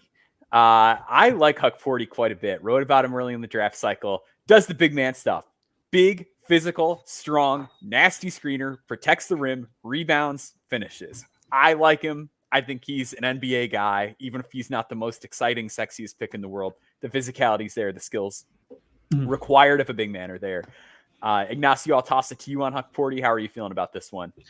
I love the pick because of a trend that we have been seeing in the final few picks. Guys who know how to do something at an elite level. With Hukporti, you get the rebounding, the post defense, the post scoring. Not a stiff guy by any means either. Sure. Despite the just being a large human being and a strong one, not a ton of not a ton of limitations in terms of mobility. Of course, do you want him like putting the ball on the floor? Do you want him like switching in the perimeter? No, you don't. But he's not going to get embarrassed out there. And I think that's enough for somebody who's so good at those particular skills. And I can see him, right away. I don't know what's the plan for Dallas, but I could see him being your third center right away, maybe on a two-way, and and ending up making his way into the rotation, because he, on a roster with Kyrie Irving and Luka Doncic, you don't need much self-creation. You just need to be in the right place at the right time, and I think Hukporti is perfect at that. No doubt. Yeah, I think Hukporti is a good player. I wish they would have went more perimeter oriented, because I felt like their big man rotation is on lock. And I've been a big proponent of like, don't solve your biggest needs in this draft if you don't have to. So I guess Dallas is abiding by that little bit of precaution that I've been talking about. It's just kind of weird to see them go big man, but he is a proven guy. He is, by all accounts, an outstanding worker. It could be interesting. Ignacio, I don't know how much you know about like him potentially being like a stash candidate moving forward, based on, being in the NBL and like where he has been, auto eligible for the draft. But I don't know. I think this could be an interesting pick. I just wish that they would have gone a little bit more perimeter oriented with the struggles that we saw from them in the playoffs, with PJ Washington getting hot and then cold, with Derek Jones Jr. the same thing. They're kind of hamstrung a little bit, but we'll get into it here in a second, Maxwell, but Yeah. it seems like some of these wings that are still available might be looking to pick their destination as Absolutely. to having it determined for them. So let's do our top 2 undrafted free agents. The top 2 guys on my board, Jalen Bridges. We talked about him to death. I think he's got some playmaking juice to him. Exceptional 3-point shooter, over 40% from deep this year. Always had the steal and block rates that you want to see from that type of player, and a good assist to turnover ratio. I think he's just a guy 6'7", 210, knows how to play the game. Checks number of boxes at worst. I think he's an inning exceeder at best. I think you're getting a nice NBA wing rotation player. The other guy I would throw out there is Keshad Johnson from Arizona. Super physical, very powerful, a lot of dunks, a lot of imposing defense up and down the spectrum. He's a guy I like quite a bit. Who do you guys have there? There's breaking news real quick from our Yeah. production team that PJ Hall has a 2-way with Denver. Love That's that for them. fantastic. Yeah. PJ Hall, prime 2-way guy. I probably wouldn't have been surprised if he was the first guy that had been called. But real quick, I'll throw out my guys. Isaiah Crawford, a player that I've been really big on, especially coming into the tail end of the draft. And then I will throw out – let me throw out – man, this is where it's getting tough, like at the top of this undrafted. I think Justin Edwards has to like be the obvious one, right? Freshman product. I have him and Trenton in a similar tier, so I could kind of see either one of them being in that range. But I'm big on both of those guys. Ignacio, how about you? Well, there's reports coming out that Keshad Johnson will be signing a free agent contract with the Heat. So my goodness. That makes so much sense. Working to seeing, this is Infale Dante with the Rockets, Maxwell, your boy. Okay. Okay. Love that. That's a defensive interior defender, high level play finisher. Another guy who just does the important stuff well.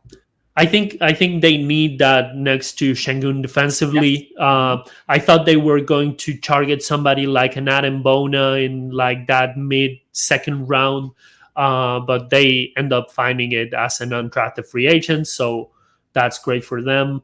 The first wave of undrafted free agents is coming out. I haven't seen anything on Justin Edwards yet, which is kind of big name there. That's the glaring one.